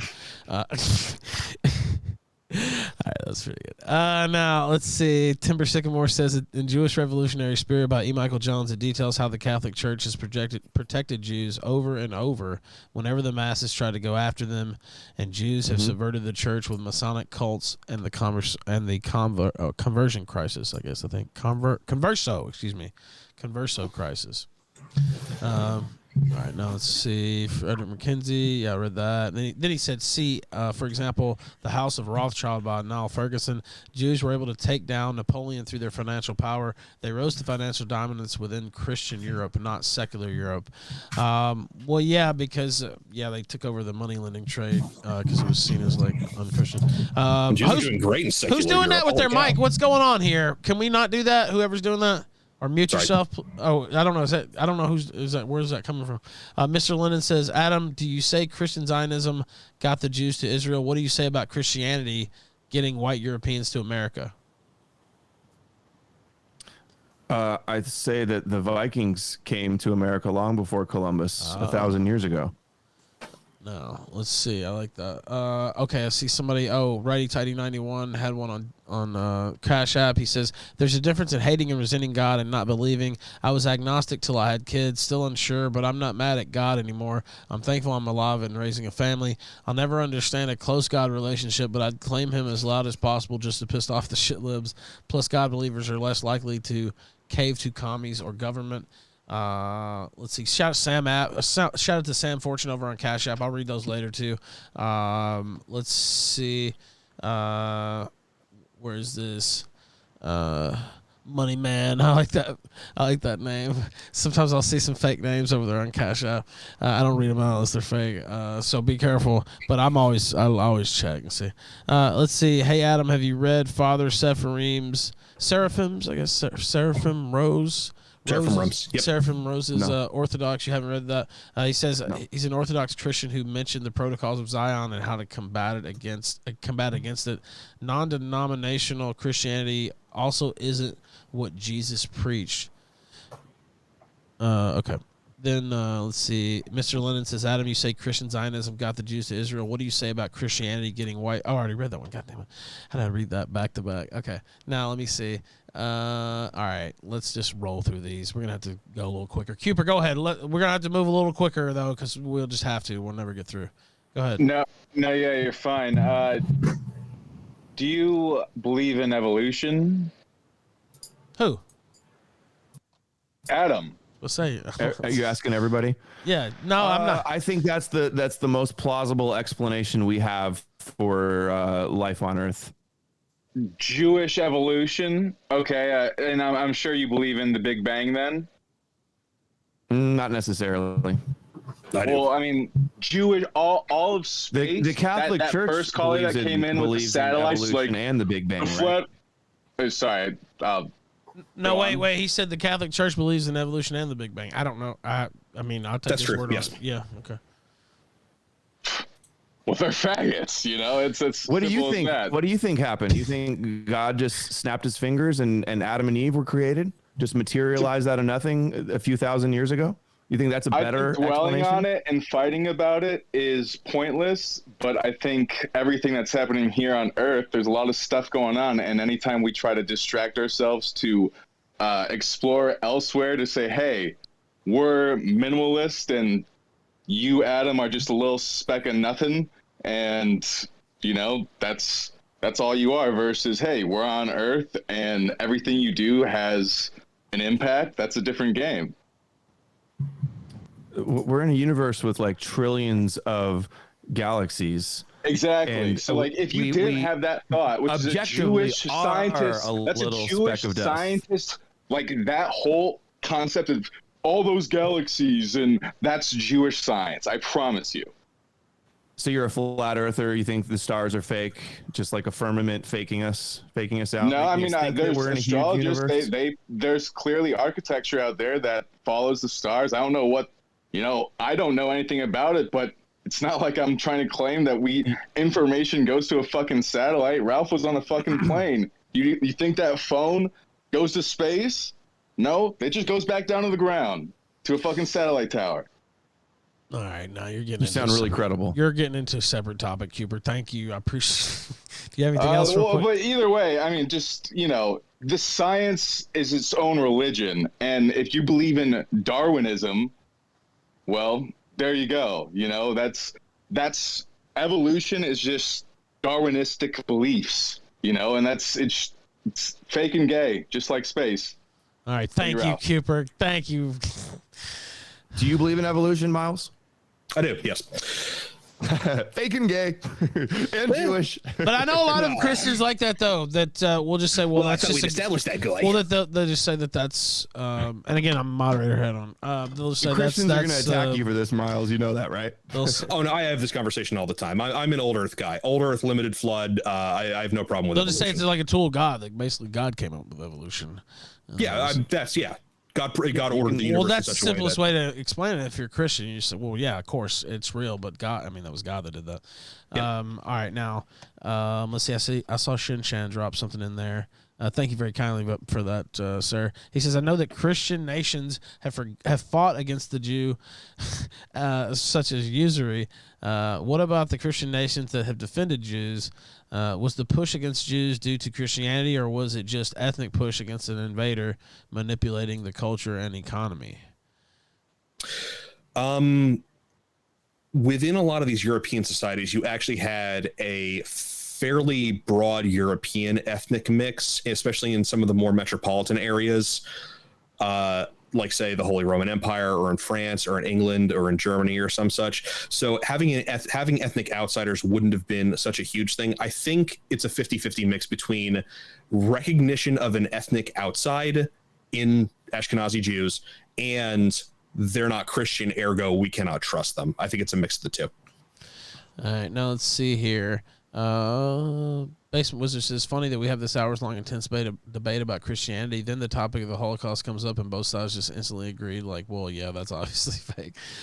Cartman says, hey, Ralph, hope you're feeling better after your health issue today. Big shout-out to Rand and Adam, both cool dudes with high IQs. Well, shout out, Rand. Thank you for the kind comments. I feel... Oh, go ahead. I kind of feel like you might be like that. Might be one of those subtle little things where someone's left out by omission. Like, who, Ralph? I don't know. Ralph's a genius. Yeah. I'm the one here counting the super chats. I must be doing something. Ralph's the reason that we're here. Now. He found a way to monetize shit flinging. All right, now, Basement Wizard. Okay, I read that one. I think I read them all. Oh, no, Shinchan256B says, I swear to fucking God, Odysee needs to get a fucking phone app. This shit is fucking annoying on a phone browser. Tell that Pajit you had on your show that works with Odysee to get a fucking phone app. He's the CEO of Odysee, actually. Very nice guy, Julian. Legend, actually. Shout out to him. Odysee is king. Odysee is going to remain king, but that doesn't mean it can't be a cozy November as well. We'll probably hear a little bit more about that from my social media accounts coming up here pretty soon. A little tease there if you're in tune enough. All right, now let's roll through some more. Reloaded AK, lightning round, go. Oh, hey, let me mute the stream. I wanted to ask Adam if you believed that the Jews were able to construct Christianity and use it over the course of 2,000 years, and basically are able to use the pogroms that happened to them and use the Holocaust that happened to them into a large stick to beat everybody over the head with in modern day. Then how do you plan to go against it? Because one, you can't pogrom them; it makes them stronger. Two, you can't expel them. It seems to make them stronger because they've been persecuted. So doing anything against them in any significant manner that's been done over them for the last 2,000 years has done nothing but help them. So for the most part, it just sounds like our hands are tied. And you can say that you're speaking the truth, like this is the truth of what's going on. Fine, but like. In the end, if you're not able to do much with it, then you've said that they've already won the world. Then why do we keep going? Well, number one, I don't believe that they created it. They did create it. It's a construct from their fictional Torah. It was Jews that all were the original Christians, were all Jews. And our hands aren't tied. Does it seem like my hands are tied? I'm getting information out exposing Jewish supremacy and the Jewish agenda right up there with anybody else in the world right now. And what you have to criticize them the right way, not like an autistic Spurg. And the blood libel saying they killed God, which is like an absurd notion anyway, that they're so powerful that they killed God, as if God can die. And if it wasn't his plan all along, don't call them when you call them synagogue of Satan and you say they're satanic in Revelation 3:9, all that plays into their victim status, that you hate them on a religious level. It's like a straw man red herring that discredits us and makes us lose the moral high ground. So criticize them for their supremacy, for their lies, for their fake books. And if we were to just imagine if all the Christian Zionists heard a debate like this and they hypothetically changed their mind, the Jews would not have all the support that they have right now, because Christians are their greatest supporters. Well, again, I had to push back on that a little bit, because it's not just the fact that, they call it the Grug tier of anti-Semitism, like they killed Christ. Well, it's been documented in that even in the 1400s and throughout the Middle Ages, that Jewish people were committing Kabbalic blood rituals on Christian children. And that was part of the major reasons why they kept getting kicked out of countries, because they kept doing these things over the course of hundreds of years. So it wasn't just like a Grug anti-Semitism thing. They were actually actively hurting the children of the Christian population. They were doing some bad things. And even this has even been like confirmed by a Jewish scholar named Ariel Tov. And he was widely panned by the Jewish community at the time because he basically said something that may put Jews in a bad light. So, but the thing is that in your logic, that technically helps the Jews because it made them get pogromed and is allowing their narrative to make them stronger in the future for their end goal. So it's just kind of like a weird logical like rabbit hole that I'm not sure how you can square the circle here. Well, I think I'm squaring it just fine. And the whole idea was for them to be hated and persecuted by the Christians. That's the narrative. And believing that they killed God and they're guilty of deicide and forced conversions and they're the synagogue of Satan, all of that ultimately just plays into their hands. Especially with just like the average normie out there. And even Christians, they're saying, oh, we got a long hit. We need to repent. We've been so mean to those Jews. And they're like, yes, you have. They've turned us into the villains. Oh, okay. Then how do you beat them if they're willing to throw tens of thousands of their own throw them onto the sword just in order to win? Because that's a very, very cohesive group of people you're fighting against. When they are. How to beat them? You could start by not worshiping their God and validating their delusions and enabling their agenda. Well, embrace atheism, embrace LGBT, embrace transsexualism. Am I supporting? That's such a straw man. I'm not endorsing any of those things. Well, Adam, I can count on one hand the number of you have to believe in Jewish blood magic, otherwise you're pro-trans or something. Well, let's see the results of atheism in Europe. Let's see the results of atheism in America. It's trans kids. Your ideology gets us trans kids. All right, now, my ideology gets us trans kids. He said he was an atheist earlier. My lack of belief in Jewish lies means that I'm pro-trans. It's stupid. Your ideology, your denial of God, probably radicalize the left even more. Oh, so is that another conspiracy that you're just not going to bother to prove?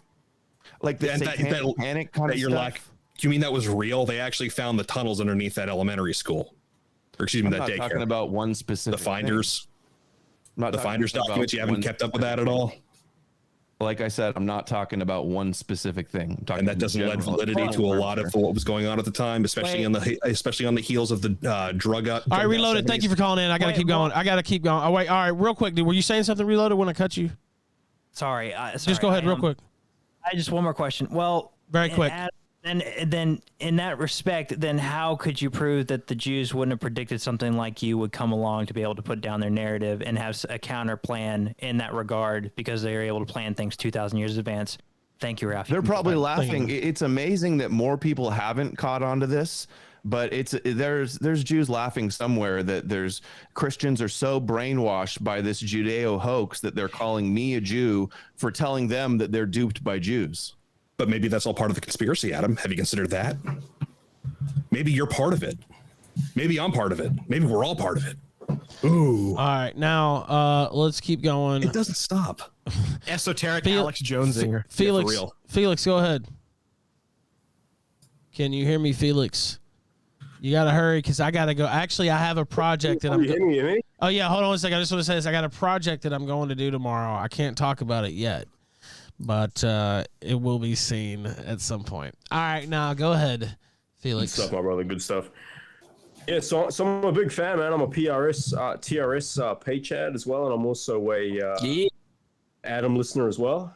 Oh wow! So I really appreciate this debate. I think the content's been pretty good, Ralph. I think you can pat yourself on the back. Thank you. I appreciate that. Thank you for the support as well. Yeah, man, no doubt.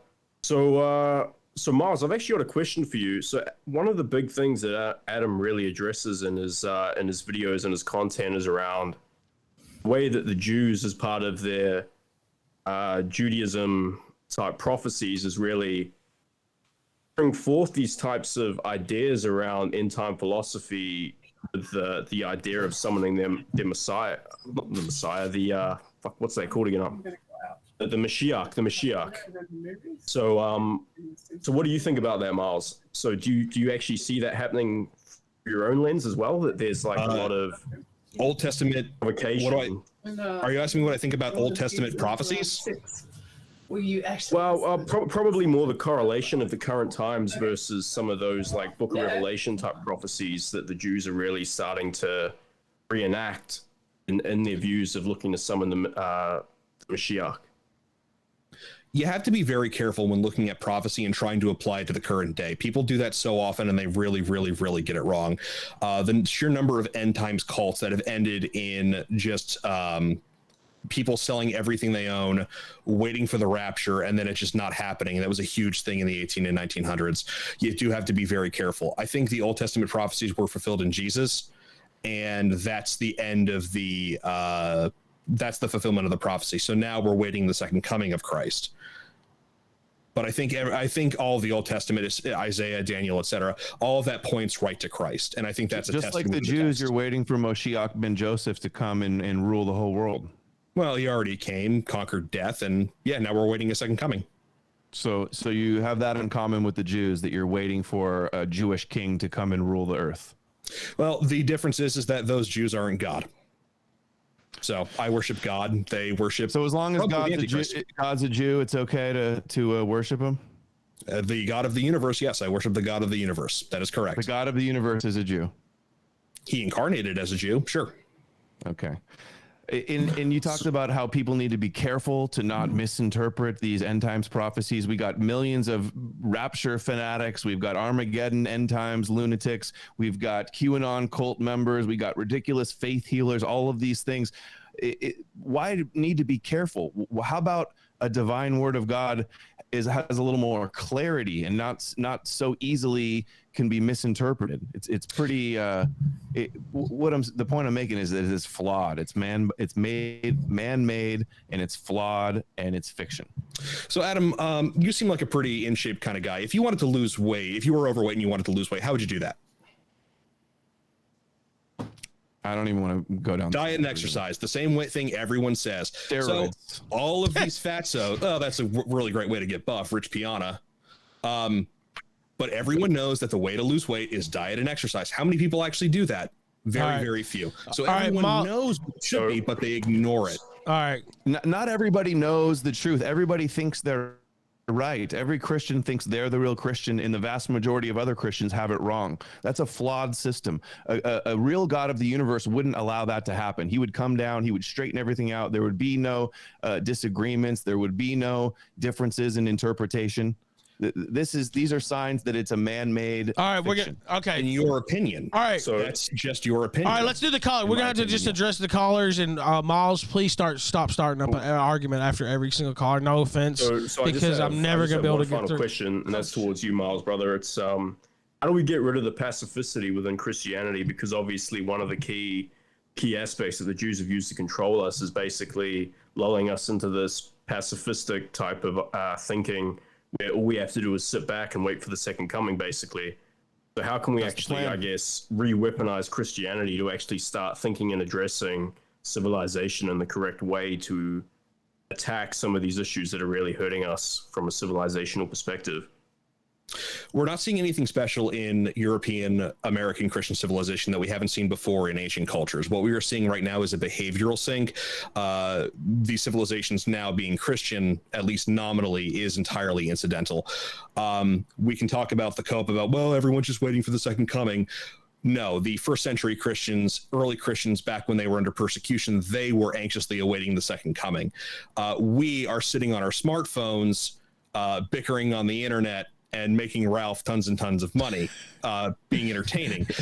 So in order to get past this, we're going to need to see a major shift in civilization. We're in a behavioral sink, and what needs to be removed is the unlimited food and unlimited goodies. In other words, civilization needs to collapse. We're too late past the point where we've just given up all of our civilizational order to be able to walk it back now. We're hosed. We need to wait for a collapse and try to rebuild afterwards. All right, Felix, thank you, man. Thanks, man. Have a good one. Appreciate it. All right, now we're gonna really speed run. I got to finish this up within the next 15 minutes because I got to drive fucking 2 hours in the morning at like 6 a.m. So I'm not gonna get much sleep. So we got to finish this. Walrus, go ahead. Lightning round. Serious lightning round. Go. Fantastic. Thank you, Ralph, for having me on. You're welcome. Myles, I hope you've been doing well tonight. I've been watching. You've done very well. When it comes to this whole bit here, I just wanted to ask Adam, how long have you been a faggot, and how many dicks fucking sucked? All right, Walrus, that's that representation of a Thank you very much for your time, Ralph. You have a good night. And insecure that they have to lash out like that. No one's threatened by you, Adam. That was uncalled for. I didn't say he's he's threatened by me, and what I'm saying is what I said. No, Adam, no one's threatened by you. You're a punching bag. He seemed pretty triggered to me. A punching bag, yeah. Yes, you're a punching bag. Dude, you're lucky I'm even here taking this debate. You're some anonymous nobody. It's sad that no other Christian could step up to the plate. I'm so blessed to deal with your gish galloping. So blessed. You're Jewish pill pull. Sure thing. All right. Can you guys hear me? Sure yes, thing, buddy. Go ahead, Azure. Green, yeah, I'm 100%. The last caller is definitely low IQ, and Myles, you don't have fucking 142 IQ. Hold on, You're wait. a fucking coke faggot as well. Kill yourself. Oh, stay mad, fag. All right. I don't even know. It's broken down. All right. All hell's breaking. We went back to 2018. Cowboy, go ahead. Are you there? He's rolled off into the sunset. Chris Stubbs, go ahead. Chris Stubbs. Can you hear me? Okay, I don't guess you can hear me. Let's see. Mongoose Kikimora. Yes. Right on. What's up? Go ahead, lightning round. We got to keep it quick. I got to get off the show in 15 minutes. All right. Do you have a call? Speak. All right. Adam, I got a question for you. How many Jews died in the fucking Holocaust? I don't know. Not 6 million. That's a gematria made up number, so they can. It's a gematria made up number. So how many? Magic Answer on the me. world. Right now, bitch. We're not getting into this. All due respect, we're not getting into this. I don't care what you want, bitch. It's my show. Get off. Sorry. No, I don't care who he is, Rand. He's not going to tell me what I'm going to do on my show. Oopie doopie, go ahead. Go ahead. Okay. Bye. Done. I run this show. Nobody else. Nagab, eat. Go ahead. Oh, hey guys. Hey, really need to make a guy's bladder hold in there. Adam knows what I'm saying. You know what I mean? Just sitting here. I gotta go again already. Yeah. Feel me?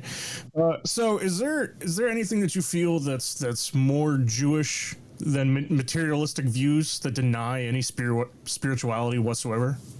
Yeah, Christianity is more Jewish than that. Easy. Okay.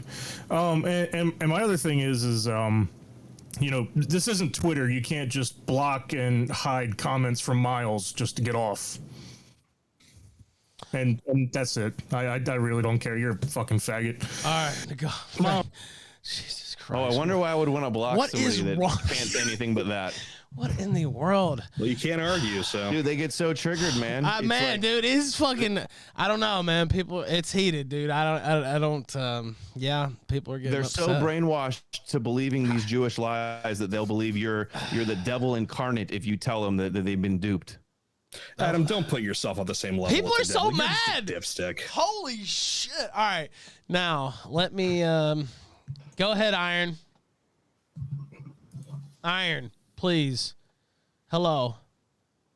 Iron can you hear me? butterfly. Go ahead. Yeah, go ahead. Hey, I just wanted to ask Myles. He was saying earlier he believed the story about the staff turning into a snake and stuff. So I wanted to ask if he believes in all other magic that's happened throughout the world that people have recorded and talked about, or if it's just like Jewish magic in particular that has a privileged position for him. It has to be accounted for on a case-by-case basis. When it comes to, say, miracles like recorded in Tacitus or Herodotus or other ancient historians, I think we do have very good grounds to believe that. Again, I would question where it's coming from. I would say that a lot of that stuff is sorcery. But when, say, Tiberius, I believe it was, healed a lame man and a blind man, I have no problem believing in that miracle whatsoever. Yeah, but like, how about like all the magic milk in India, or like fairies and stuff in like Norse mythology, or like dwarves, elves, like all that kind of stuff?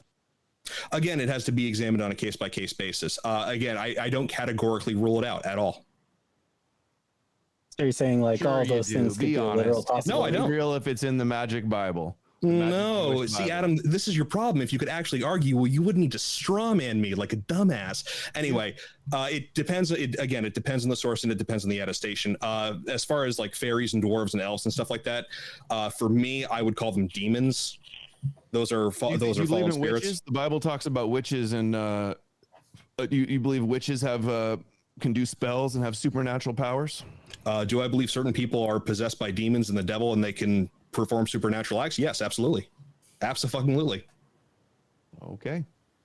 All right. Now, let's see. Don't hope you would be one of those people that would like burn the witches.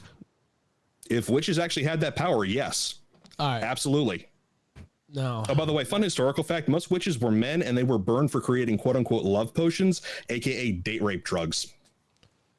All right, now, Iron, thank you. I don't think he ever talked, did he? Did Iron, I've never heard that. I never heard that before either, actually. Makes sense. I mean, yeah, I'm not even going to doubt it. I mean, that does make sense. Ancient roofies. Yeah, early roofing. Now, I'm interested in it now. If you have a link of that, pickup artistry, send me that. Actually, that's kind of interesting. Or what is it called? The devil's that one crazy drug. Well, back in the Middle Ages, there was a lot of overlap between like sorcery, supernaturalism, chemistry, pharmakia, mind-altering drugs, alchemy, stuff like that. It was all kind of the same discipline. That's not supernatural powers, though. That's in those instances, no. That was just pharmacology. They just like okay, yeah. All right, now, Chris Tubbs, can you hear me now, buddy? Oh man, I like Chris Tubbs a lot, but man, I literally have to end it. Honestly, you know, if people would have been down to go a little bit long. We went a long time already. The Lord took him. But I think it's pretty much mostly runs course anyway too. But I'm not trying to cut it short. It's just I have to get a little bit of sleep before I take that drive. Go ahead, Cowboy. Can you hear me now? Cowboy, he's quiet though. All right, he wouldn't shut the fuck up on my show. No, he's not. Hey, look, man, you better fix it quick. Let's see, Imperial, go ahead. Imperial. Okay. Nematazim. Okay. Senor, steal your girl. Senor, steal your girl. Hello. A lot of that. Yo, hello. As soon as I hit it with that. Okay, go ahead. Lightning round, go quick. Yeah, first of all, God bless all you gentlemen. Adam, you got fucking blown the hell out by Myles. Oh, didn't see that coming. I wonder if you have any bias. I wouldn't expect a dogmatic Christian to think that one. So, yeah, you're basically a Reddit atheist, and Reddit. You're a Bible thumper. Bro, like, You're Bible tier, I'm just bro. saying. Hell yeah. You're not even serious. You're Bible tier. You're an apologist. You're a Jewish purple agent. All right, what else you got? I'm not saying like the Jews have this crazy conspiracy all throughout time. Like it's the craziest thing ever. You sound like a QAnon guy, man. You sound insane. Dude, you sound like anytime QAnon. somebody Trust the brings up plan. Jesus is going to come down anytime from the somebody clouds brings and up save evidence you. against you, bro. You're saying like, There's oh, no the evidence Christians against persecuted them. Oh, that was You're the Jews retarded. doing Shut it. up. Like, Shut up. Ooh, cope. you sound crazy. Copium. But I will say, Ralph, great debate. It is a good topic. It's just unfortunate you have this crazy guy on it spitting all this bullshit. But There thank you wouldn't very be a much. debate if somebody was on here that agreed with him. Myles did a great Hey, job. do you man. believe in blood magic, buddy? You believe that that you're washed in the Dude, sins that's the thing. of You the blood? keep saying it's like Jewish blood magic. It's It not. is. Like, where else did it come from? Jesus created a new covenant. That's what you don't get. He created. Oh, I got a new covenant. I'm a chosen special boy. Oh, I don't have any arguments, so I have to talk in a silly voice. Oh, See, to believe in the bro, second you're on covenant the means same you believe in the first dude, you're on covenant, the which same means you're side. validating You're on the Jewish same side delusions. as all the trannies and the gays, dude. Come on, man. There you Sound go. crazy. I've done so many videos calling out the crazy leftists. You don't have to believe in Jewish nonsense to call out crazy leftists. All right. Thank you. I don't know, man. Senor. Yeah, thanks. Appreciate Have a good one, boys. You don't You too, know. man. Bye. All right. Now, Chris Stubbs, you there? Chris Stubbs? All right, it's not going to work. Look, also, sometimes it might be Discord on your phone. I don't know what to tell you. But, Cowboy, you got one more chance, too. Oh, yours worked. There we Okay. go. All right, go ahead. First, can I say that Discord can fucking suck my life? I know, man. It's trash. Go ahead, though, real quick, though. Get it in very quick, man. I just want to say it's good, good debate, good show. It's a good matchup. Thank you. Even though I think that Bible fights are, counterproductive. I think both participants do pretty good work. I'm a TRS page head, so I'm kind of partial to Myles, and I enjoy the Godcast. But I'm not going to shit on Adam.